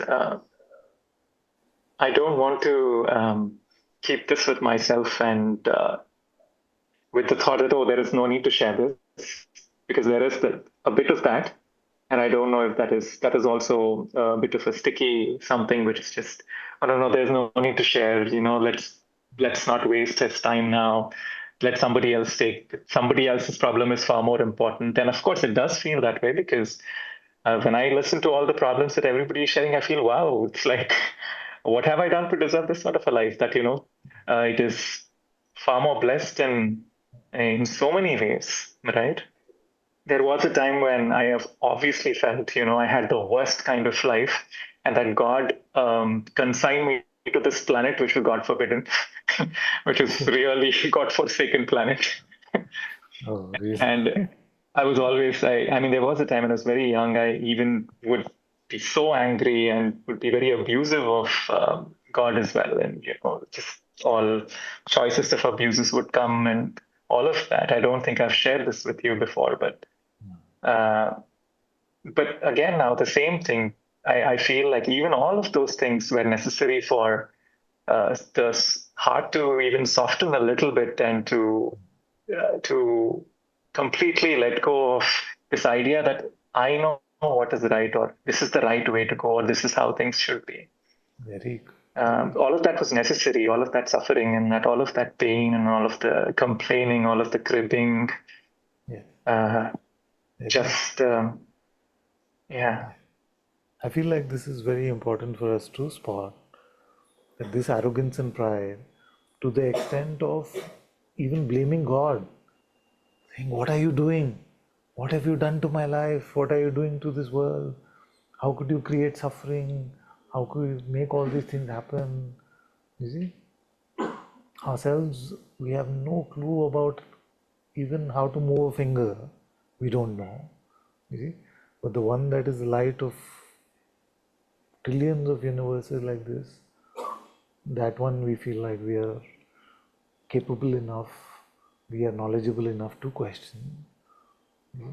So it's very important to spot this, that really what do we know? Who are we to make a judgment about that who has created this marvelous creation, this marvelous movie, dream, creation, whatever you call it? We don't have the capacity to judge, to understand, and our pride, our immaturity, and all of us have gone through this. I became an atheist as a young one for similar reasons, where I was just like, how can there be a God when all of this is happening? God just became a taboo topic that I didn't want to talk about at all. So it's all immaturity and pride that leads us to these kind of things. But as we start the true exploration about who we are, what is happening, what is meaning, what makes life worthwhile, now I'm starting to realize that actually it is God who should ask this question. Why is there so much suffering in the world? You should ask us, why is there so much suffering in your life when my presence is here? Why are you picking your mind and suffering? So actually it is the question that he should ask. Because collective human suffering is made up of all of us. Why are we suffering? Even in the heights of my atheism, his signs were everywhere. So much was pointing me to him. But in my pride and arrogance, I didn't turn to him. So I suffered till I suffered so much that I had to turn to God.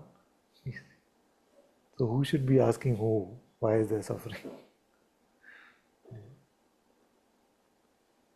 That is good. I'm very happy to hear this report. I'm very happy. And as we keep digging for pride, as we keep digging for righteousness, what we think we know, conceptual knowledge, as we start hunting for these things, we don't realize how many things keep getting exposed to us every day, which we just took to be matter of course and we just took to be natural in the human condition. But as you deepen more and more, you see that all these vasanas, all these tendencies can still be so deeply ingrained, and the mind can use those to pull you back out. So very happy that with everything that you said, it touches my heart. Thank you. Ananta-ji. And please bless me so that I can see you physically over there. Good, my dear. Very good. Full blessings. Full blessings.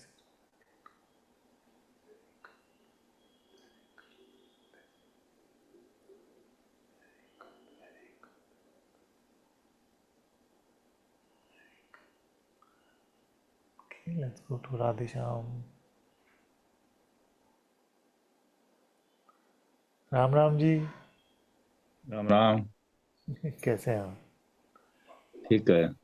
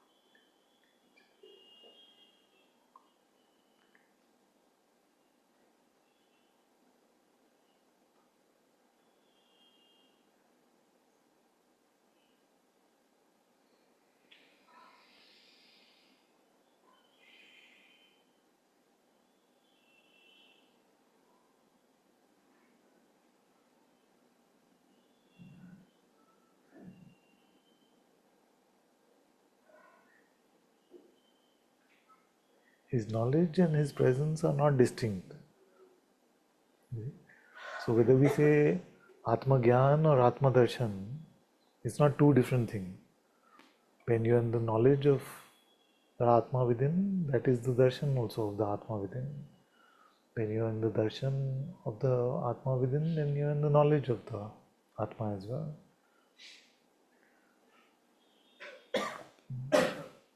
There is no distinction between his love, his glory, his presence, self-knowledge.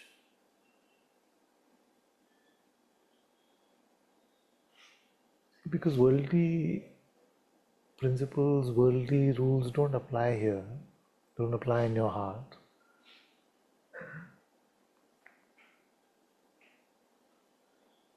That is why it's a complete overwrite of our previous way of living. It's a complete reboot. It's a reformatting of the old operating system.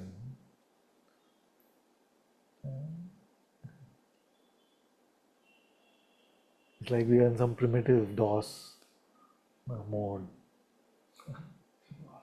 You know, this disk operating system we used to have in the olden days. No, it's like DOSing. No, I have no idea what that is. I should be careful what I say. So this used to be when we used to have those the larger floppy drives. Yeah. Then you would run that disk operating system from the, which used to be called the boot disk. So you would put that in and you would boot from there.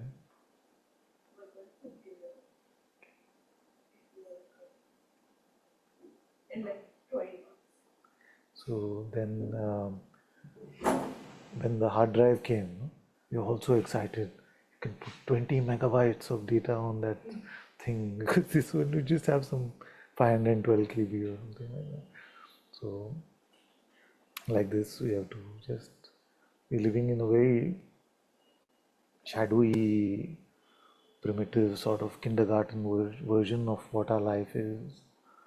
And reality is much more beautiful, it's much more full of love and light than our mind can ever imagine.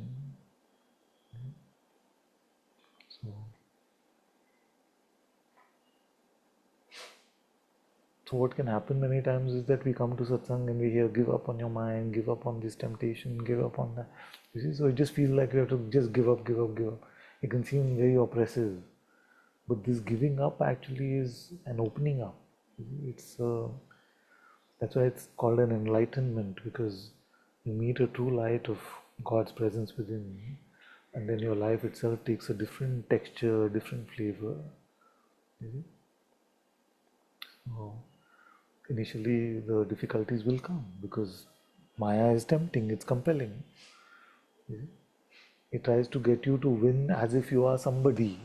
It gives you a gamified environment where you feel like, okay, make enough money, get the best relationship, do all of this, you see, and you can elevate yourself to a godly status. That's why even these video games at the end, if you come to the top level, it's God mode. You can achieve godhood through worldly means. Is the promise of Maya, is the promise of the Maya. But you see, we must learn from everyone's experience. They've told us that they tried it that way, it just doesn't work. All they come to at the end is the mortality of this body, in spite of trying everything. You see, so try it the way of the sages who have told us to find God within ourselves in faith and humility, rather than trying to become the God of this world in some way.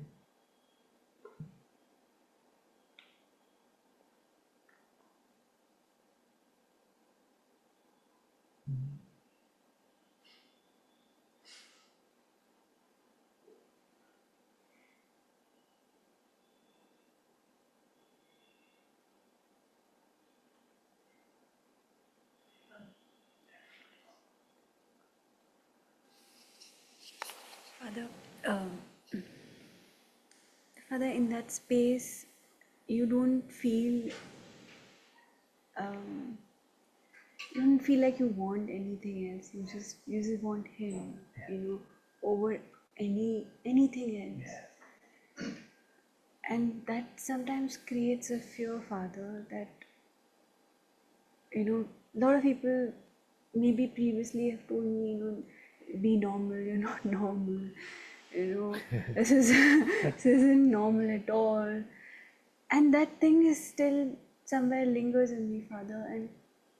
And every time that love comes more rushingly to me, it somewhere kind of makes me get that thought again that, am I going to be like, Don't overdo it. Yeah. Don't overdo it. Be normal. Balance mein karo. I don't know. All of us have heard this. Is there anyone who hasn't heard this? Come to Satsang that you must balance it out, don't overdo it. So this fear is completely unfair, it's completely made up.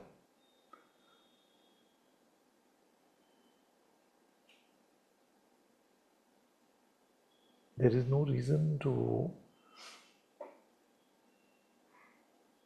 become a sadhu outwardly.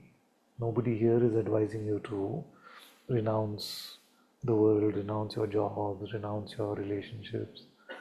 I'm not saying any of that. Is it?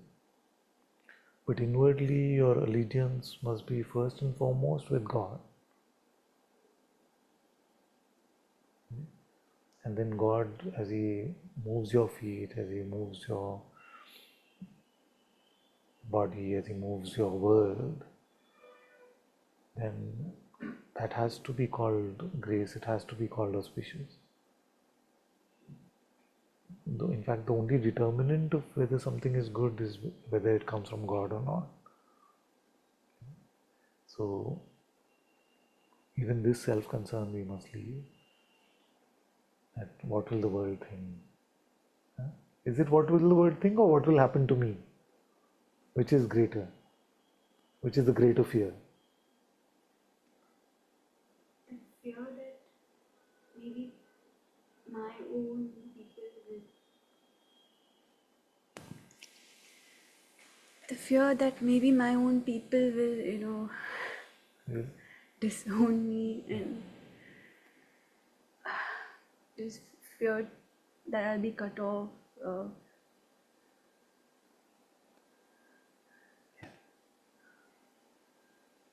That those who truly love us, have no option but to accept us. In fact, like we feel harmless in front of them, they also feel harmless in front of us. Especially people like our parents and things like that. They have really very little power over us. See? In the sense that we, of course, give them a lot of power, which is good, to respect them and listen to them. It's good, but they may be fearful of losing you as a projection that they have. You see? Like they want you to be a certain way, then they're scared that that will go away. And like I was saying last time, that most of the ones who love us have good reason to be scared. You see, unfortunately. Good reason to be scared because of the examples in front of them. You see, where in this country we are talking about how much exploitation has happened in the name of God, you see, is beyond comparison. So we must remember that they mean well. You see, so they have our best interest at heart, but we have to keep our communication open as much as possible, to share with them as much as possible, as much as they are open to hearing, and not force it down their throat, of course, but try to engage with them, and so that they're convinced that you're not just sleepwalking, or not just being hypnotized by spirituality or something like that. In fact, you're more awake than you've been. What are the chances that they will agree with you? Still very slim, but we still have to make them at least feel that there is safety, because mostly they'll be concerned about our well-being. There's also a fear of being abnormal in front of people's society. Well, normal you will never be. I don't, because what is the world's normal? Take yourself to be this, live this life for, the like Sisyphus, take the boulder up the hill, and in the night it comes down the hill, the next day you take it back up the hill. So that normalcy, if that is normalcy, then I don't feel like anybody should be normal. But in normalcy is really exploring the truth, exploring the reality of God, to even find out there's such a, either it's a really popular notion or it's a reality, isn't it? So somebody who embarks on that exploration, embarks on that adventure to find the truth of it, You see, should be encouraged. You see, so. But if they feel that you are abnormal, then I feel like we have to get used to that. We are abnormal. By worldly normal standards, we are abnormal. What is normal about this? We are saying that within ourselves is the highest force in the universe, God's presence. And we can find it and we can live in it. But even beyond that, I am aware even of that as pure awareness, a nirguna reality. See? And we are seeing that as true insight, as clear or more clear than this floor and roof. So how will we make this normal in the world's construct? I mean, maybe one day, thousands of years later, this may become normal in this world, but it doesn't seem likely in our lifetime. So don't go for normalcy. It's not going to happen. You see, for normalcy, if you have to leave the truth, then it's not worthwhile. And I'll also tell you one thing, that when that supreme intelligence needs us to be normal, then normalcy also plays out. You see, like normal by meaning like my kids have told me, be regular, dad. No? Be regular, pa, we don't want Guruji. You see, we don't want a Guruji in our house. Like, not so bluntly, but pretty much. So then God plays all the roles. That intelligence plays all the roles as needed. We don't have to forcibly be spiritual, you see, in front of everyone. But grace will guide us moment to moment, how to be, what to say, and we can trust that. So, and God has amazing ways. You see, my daughter now, every day she says, I love God so much. Every day. Because she was going through some rough times as teenage times. And I asked her to do the prayer and I gave her mala and she's been doing that. And she's really said that it's really changed her life since then. So so grace finds a way.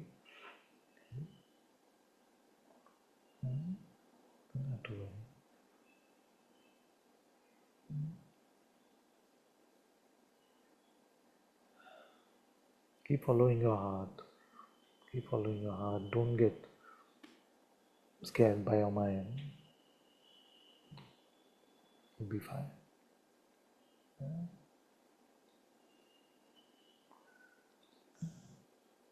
Okay. I have to leave soon, but we'll take the 2 questions we have. Paula can come. Hello, Father. Hello, my dear.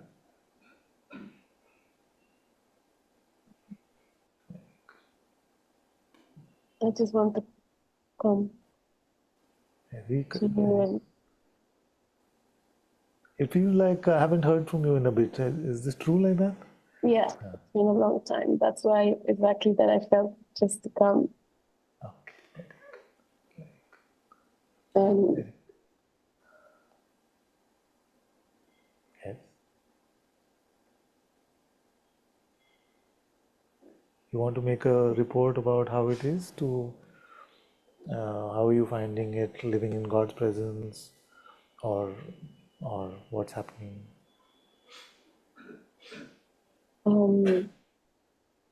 if you want me to, I can. Yeah, It wasn't the idea, but so I can say that since you had this shift in the way you are sharing Satsang, it's been very challenging for me to just follow every movement that it's happening in Sangha and with your guidance, but I acknowledge that, and also I even can value it, this big resistance. But anyway,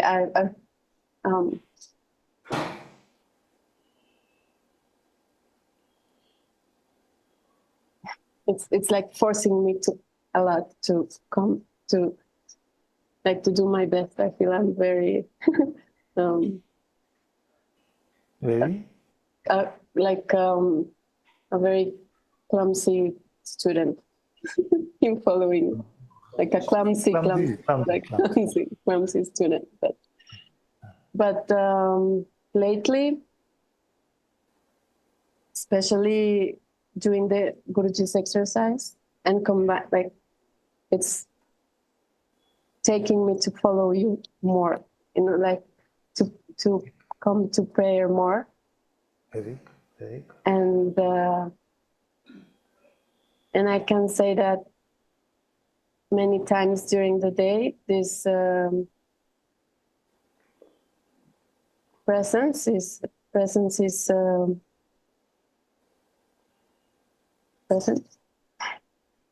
Presence is present. Yes. Good. and I feel those short moments are everything and are doing the rest. Yes, it's very, for us for very short moments. Presence is very evident. Why don't we reverse it? Yes, that's why that's the thing. That's why I'm. Let's reverse it, where the short moments are when we have an adventure in our mind. The rest of the time we are in God's presence. So what stops us? Stupidity, Father. Stupidity. That's true. For all of us, it's true. It's very important to recognize that what is stupid is the extent of the exchange that we make. No? That we exchange a moment of being right with God's presence. So good. I'm happy to hear that you're able to spot that it's never a worthwhile exchange. So you're managing to remain open and empty, or prayerful, or inquiring. Are you doing any of that? Like Guruji exercise, if you're following, then you're just open and empty, isn't it? Yes. So we must reverse this, where presence is present for those fleeting moments, where it's beautiful also. For just a moment is so astounding, but we can live like that, and be in His light for much more.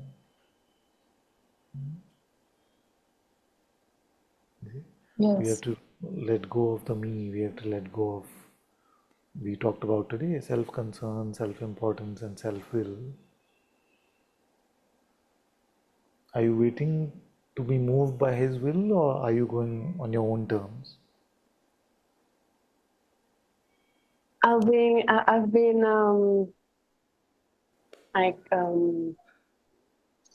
reflecting on this and trying to experiment with it. Yeah. And I found that it's difficult to. I'm questioning if I really know what it is to be moved by God. There's so much habitual thing of following the mind that I'm not sure really what it is. And sometimes I feel that many times during the day we are actually moved by God, because many actions are very it feels natural, like the regular things, like moving the body to do the very simple things. I feel they are guided. They're moved by God, Yes. But sometimes with the things that are somehow troubling us, or troubling me regarding the things that concerns me, I don't know if I know how to be moved, I don't know if this is clear. Because you're not able to let go of your self-will, your individual will in those moments, or?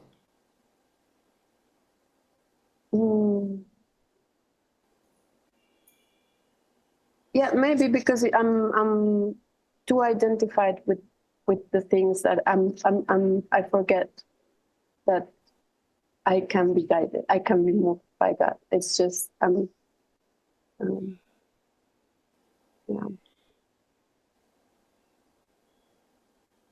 Do you want to hand over everything completely to God? Yes.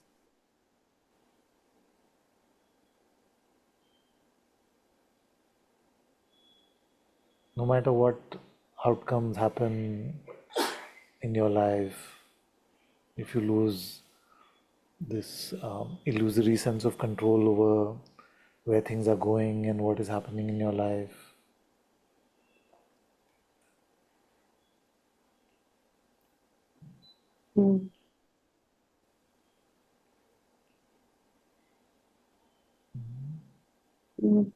Father, I don't know. I mean, of course, my immediate answer is yes, because I don't see how it can be in other way, you know. yes, yes. But I don't know. See what has happened. Okay, I'm going to be honest with you because you're my daughter, and I have to say, I feel like somewhere like an intellectual understanding is getting mixed with your heart, where there are positions which seem to be coming from a mix of this intellect understanding things and how things are, and also your heart insights and your heart even now moving your mouth.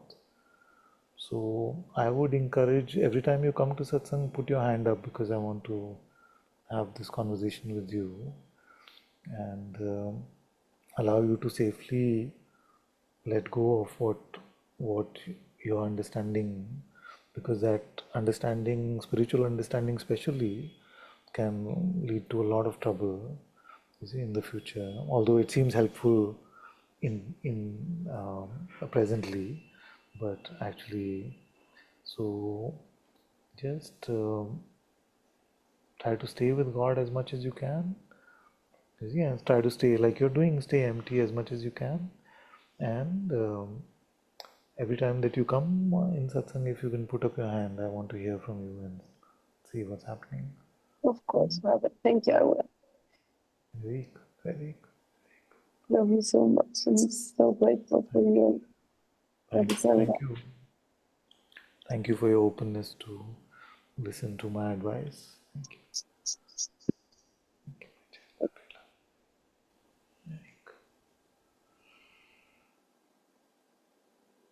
Let's go to Muni. Thank you for. My hand was going up and down to the satsang all the time. I don't know. I just want to come in, and I was so touched again by Paula, what you were sharing. I don't know. Also, just when you said when you could come every satsang, I also would like to ask if you could keep closer eye on me somehow, because a couple of days now have been like I know you say, and I try to be in the satsang, not stay in the satsang, and not. But a couple of days now have been quite rough. Like I experienced the mind strong as like 4 years. I don't know, 4 years back. Like that. I don't know. Like. Yes. So you also come as often as you want, and my full blessings, my full love. Sometimes it does happen that the mind finds opportunities to attack us, and it itself offers the proposition that this is how you were so many years back and things. But from what I've seen of you and your maturity growing so much, I don't feel like it is possible at all that in 2 days you could revert back to 4 years ago. So don't have to worry about that. But it's good to be vigilant like this and to notice the mind. So I'm happy to keep a watch, and we can have a chat every time. If you Thank you. Yeah. somehow, I don't know if this is true. Again, it felt so much with Georgina. Again, the same today. Like the belief automatically went always now with the mind, which I know it's not possible. Yeah. That's So a good trick actually. If you think that belief is going automatically, then know that Maya has you to return to the heart. Because the mind will convince you that you can't help it actually. You can't help it. There's no point going to satsang. There will always be a difference between father and me. I will never get to his point. You see, all this like disheartening sort of thing. Whereas I'm telling you that all of you will be much brighter lights than this fool will ever be. So don't ever feel that. Don't get disheartened by any of this stuff. So good you spot that. Don't buy into the trickery. Just check for yourselves. Just with attention, can you identify? Can you become egoic? You can't become. And belief is completely in your power as consciousness.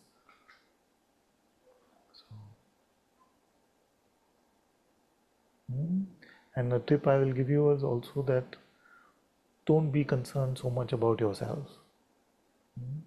Ask, how am I serving God now? How am I serving God? Is it? But isn't this also coming from like from the mind? Like I don't know if I have this completely wrong, but like when we say how am I, like isn't this also coming from the mind? Yes, good question. So let's look at this. So when we ask, how am I serving God now? Or God, how can I serve you now? Then are we going with what the mind will tell us about how to serve him, or he has to tell us how to serve him? You see, what do you feel is the better way to do it? Can you repeat, please? Yes. So when we ask a question, suppose we change the question to, God, how can I serve you now? Yeah. If we are going to go with our mind's report about what will be in service to God, then we recognize the mind, the last thing it wants us to do is to serve God. Isn't it? So we can't go with that input from the head. So then where can we go for a true answer to that question? To God himself, no? To God's presence. Only God's presence can tell us how to serve God. I somehow cannot follow you. I don't know. Maybe it's just a thought, but who can recap? Can you recap? Are you listening? Can you start So I'll recap. So I'm sorry. His question was that if you were to ask a question like, how am I serving God? Isn't that also a mental exercise then? Isn't that also the mind? But it's really not. When we ask, how can I serve you, God? Then how can we go to the mind for the answer? You see? And if the answer comes from the mind, then do you feel like it'll authentically tell us how to serve God? No. It's the last thing. It doesn't want us to become a bhakta. That's the last thing it wants. So we cannot go to the mind for that answer. So we have to wait till it becomes clear. So remember the first tip, don't rush. You see? Because the mind rushes you. Say, yeah, this is what God would want. This is what, you see, it puts us in a rush. So first, don't rush. 99% of it is resolved if you don't rush. Yeah? Just don't rush. So if it takes a minute, if it takes 10 minutes, if it takes 10 days, if it takes 10 years, just wait. Don't jump to conclusions. Whatever has to unfold in life will unfold. Don't worry about that. You see? All of this play is under his servitude. It's all serving him. Don't have to ever worry that if you're going to God, that what will happen to my life and all of these things. Don't have to buy those thoughts. So ask God, how may I be of service to you? What would you have me do? Then I promise you that if you're patient and courageous, then he will move you or he will guide you or both But you need patience because it's not dialogue or service. No? It's not just like, what would you have me do? He's not answering. But how long? I used to joke often and sometimes still do, saying that we have more patience with pizza delivery than we do with God. So we're expecting God to be in servitude to us, whereas truly we have to be in servitude to Him. And imagine if God were just instantly available in servitude to us, how proud we would become, what would happen. We just feel that we are so great. So it's important for our humility that we have patience. And it's important for our faith to deepen that we have patience. How long can we be faithful to God? If our faith runs out in a minute saying He doesn't answer, then what kind of faith is that? So ask a question like that. I feel like all of us at least cannot doubt that He hears everything, He knows everything. So the question is never lost, the prayer is never lost. But we have to have faith in His justice, in His timing.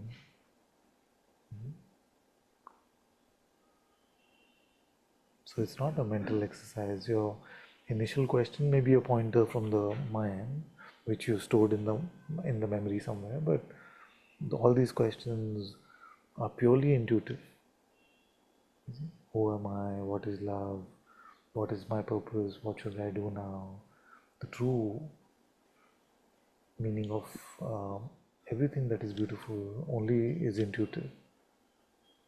But intuition, to live intuitively, needs patience. And also that courage, because the mind will scare us. So if you don't decide, then this will happen. If you don't decide, you lose this relationship, you lose this money, you lose this body. All these fear tactics will come. But be courageous for God. Nothing will happen. So the pointers in Satsang are meant to be questions that only your intuition can answer for you. Only God's presence can answer for you. That is the true meaning of contemplation. Thank you, Father. Yeah, Thank you so much. And he does move, like it's I do it with everything, like just let it unfold somehow, or like with everything. Maybe the mind sometimes it creeps in, like I don't know, like that is its nature. That is its design by God Himself. You see? So He's doing His job well. Yeah. So not to follow any thought, and any thought. It's funny. Not to follow anything. So sometimes when it feels like our heart is inaccessible, you see, our mind seems to be hiding it. You see, that's why the outer form of the master is also very helpful, because if our inner heart seems inaccessible, you can access your heart through his pointing, through her pointing, whichever form the master may be taking. Very good. Thank you. Bless you. Thank you. Okay, last one. Let's go to Janik. Hello, can you hear me? Yes, my dear, I can hear you. Yeah. Thank you, Ananta-ji, for allowing me to speak to you. I'm last days. I just wanted to share a little bit. Like I'm going through some like some small challenges, you could say. I don't know. It means I was a little hesitant to speak about it, but like I don't know sometimes whether I should open up to people, like to speak about what I truly feel, because I would sometimes be a little bit pushed into doing something that I don't want to do, about finding a job or something. And especially now, I got a friend who lives next door, and he's very temperament. Yes. Having a very like life risky job. I see. Something like about like and stuff like that. Maybe. I see. And he does. Some shooting is involved for sure. Okay. Yes. So no, I don't know, because I have a way to do it. Maybe I can go take long walks, and just avoidance is one of my dealing method in the past. Yeah. To avoid and minimize a little bit the contact, minimize the contact. Yes. But of course, in the light of what you shared today, it's nothing. Yes. Also, yes. Well, yes. it can seem like that. So let me see if I heard the question correctly. So you're saying that you have a new friend who's got a temper, and also he has some sort of risky job, which involves some sort of shooting of some sort. So yes, you're trying to avoid meeting him, or he's trying to get you to do something. There's a lot of like anger in the air, like angry. I see. And very, very, very much, like Yeah. And it sometimes it's not easy to. I didn't sleep whole night almost, like today. I can understand that. Yes. It seems like a tough thing to do. Yes, of course. So that is why it is so important, moment to moment, to follow the guidance from the heart, be moved by his presence alone. Because in the mind, we can't solve this problem. These problems, like life puts us in these situations where the answers are not easy to find, and we must allow our intuitive insight to guide us about these things. Because we cannot predetermine that the avoidance is perfect for every moment, or the meeting with him is perfect for every moment. It may change moment to moment what is needed to be done, and that guidance can only come from that most intimate guide in your heart, which is the Atma within. Yeah. That is why it's even more important to be in his light, to be in his presence, and be guided from that. Like sometimes I would get challenged a little bit and be called that my way of life is foolish, and like quite assertively spoken, like very firmly spoken at me, like this all stuff I'm doing is total nonsense and bullshit, and like. And then I it's maybe a little bit good. It crushes my this, but it's shock a little bit. Like I don't know what to do. That's why maybe I would love to like humble myself and ask a little bit for your guidance or help on this. There's also like one room is becoming empty, like in the other part of the house. Maybe I can move into that other room. Maybe I should. I'm not I don't know. Like which will be a little further from this one's house. Yes, I mean, because like we have like 13 rooms in the apartment, like so it's a good field. Yes. Mm-hmm. Like this. I feel yes to explore that other room actually. Maybe ask. Maybe there is a chance. I spoke today with the landlady, and maybe one guy he's actually moving out. Maybe I could move in. I would not be so much like being even, like I don't want to complain and be self-pitying, but of course maybe I am. No, I understand. I understand completely. So, but very, very unconscious sometimes, Yeah, don't worry. My feeling at the moment is to explore the other option if it's possible, and then let's see what happens after that. Thank you, and by chance, I apologize for my remaining pride and arrogance. I want to apologize. All of us have to apologize. I have to apologize as well for my remaining pride and arrogance. Yeah. Thank you for that reminder. Thank you. Thank you, Manji. Thank you. Thank you so much. Very good.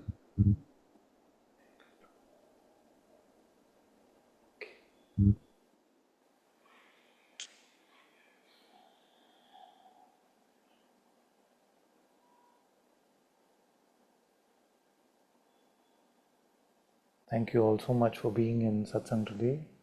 Sadguru Sri Muji Baba ki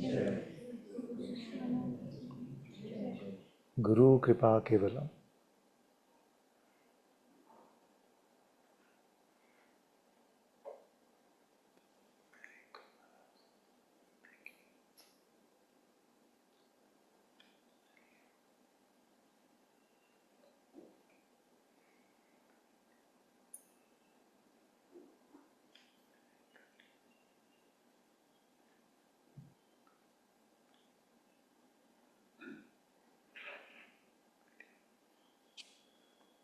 Now, my daughter told me 1 hour ago that we are going for dinner 20 minutes. In 20 minutes. I may not be allowed in the house now, but let's see.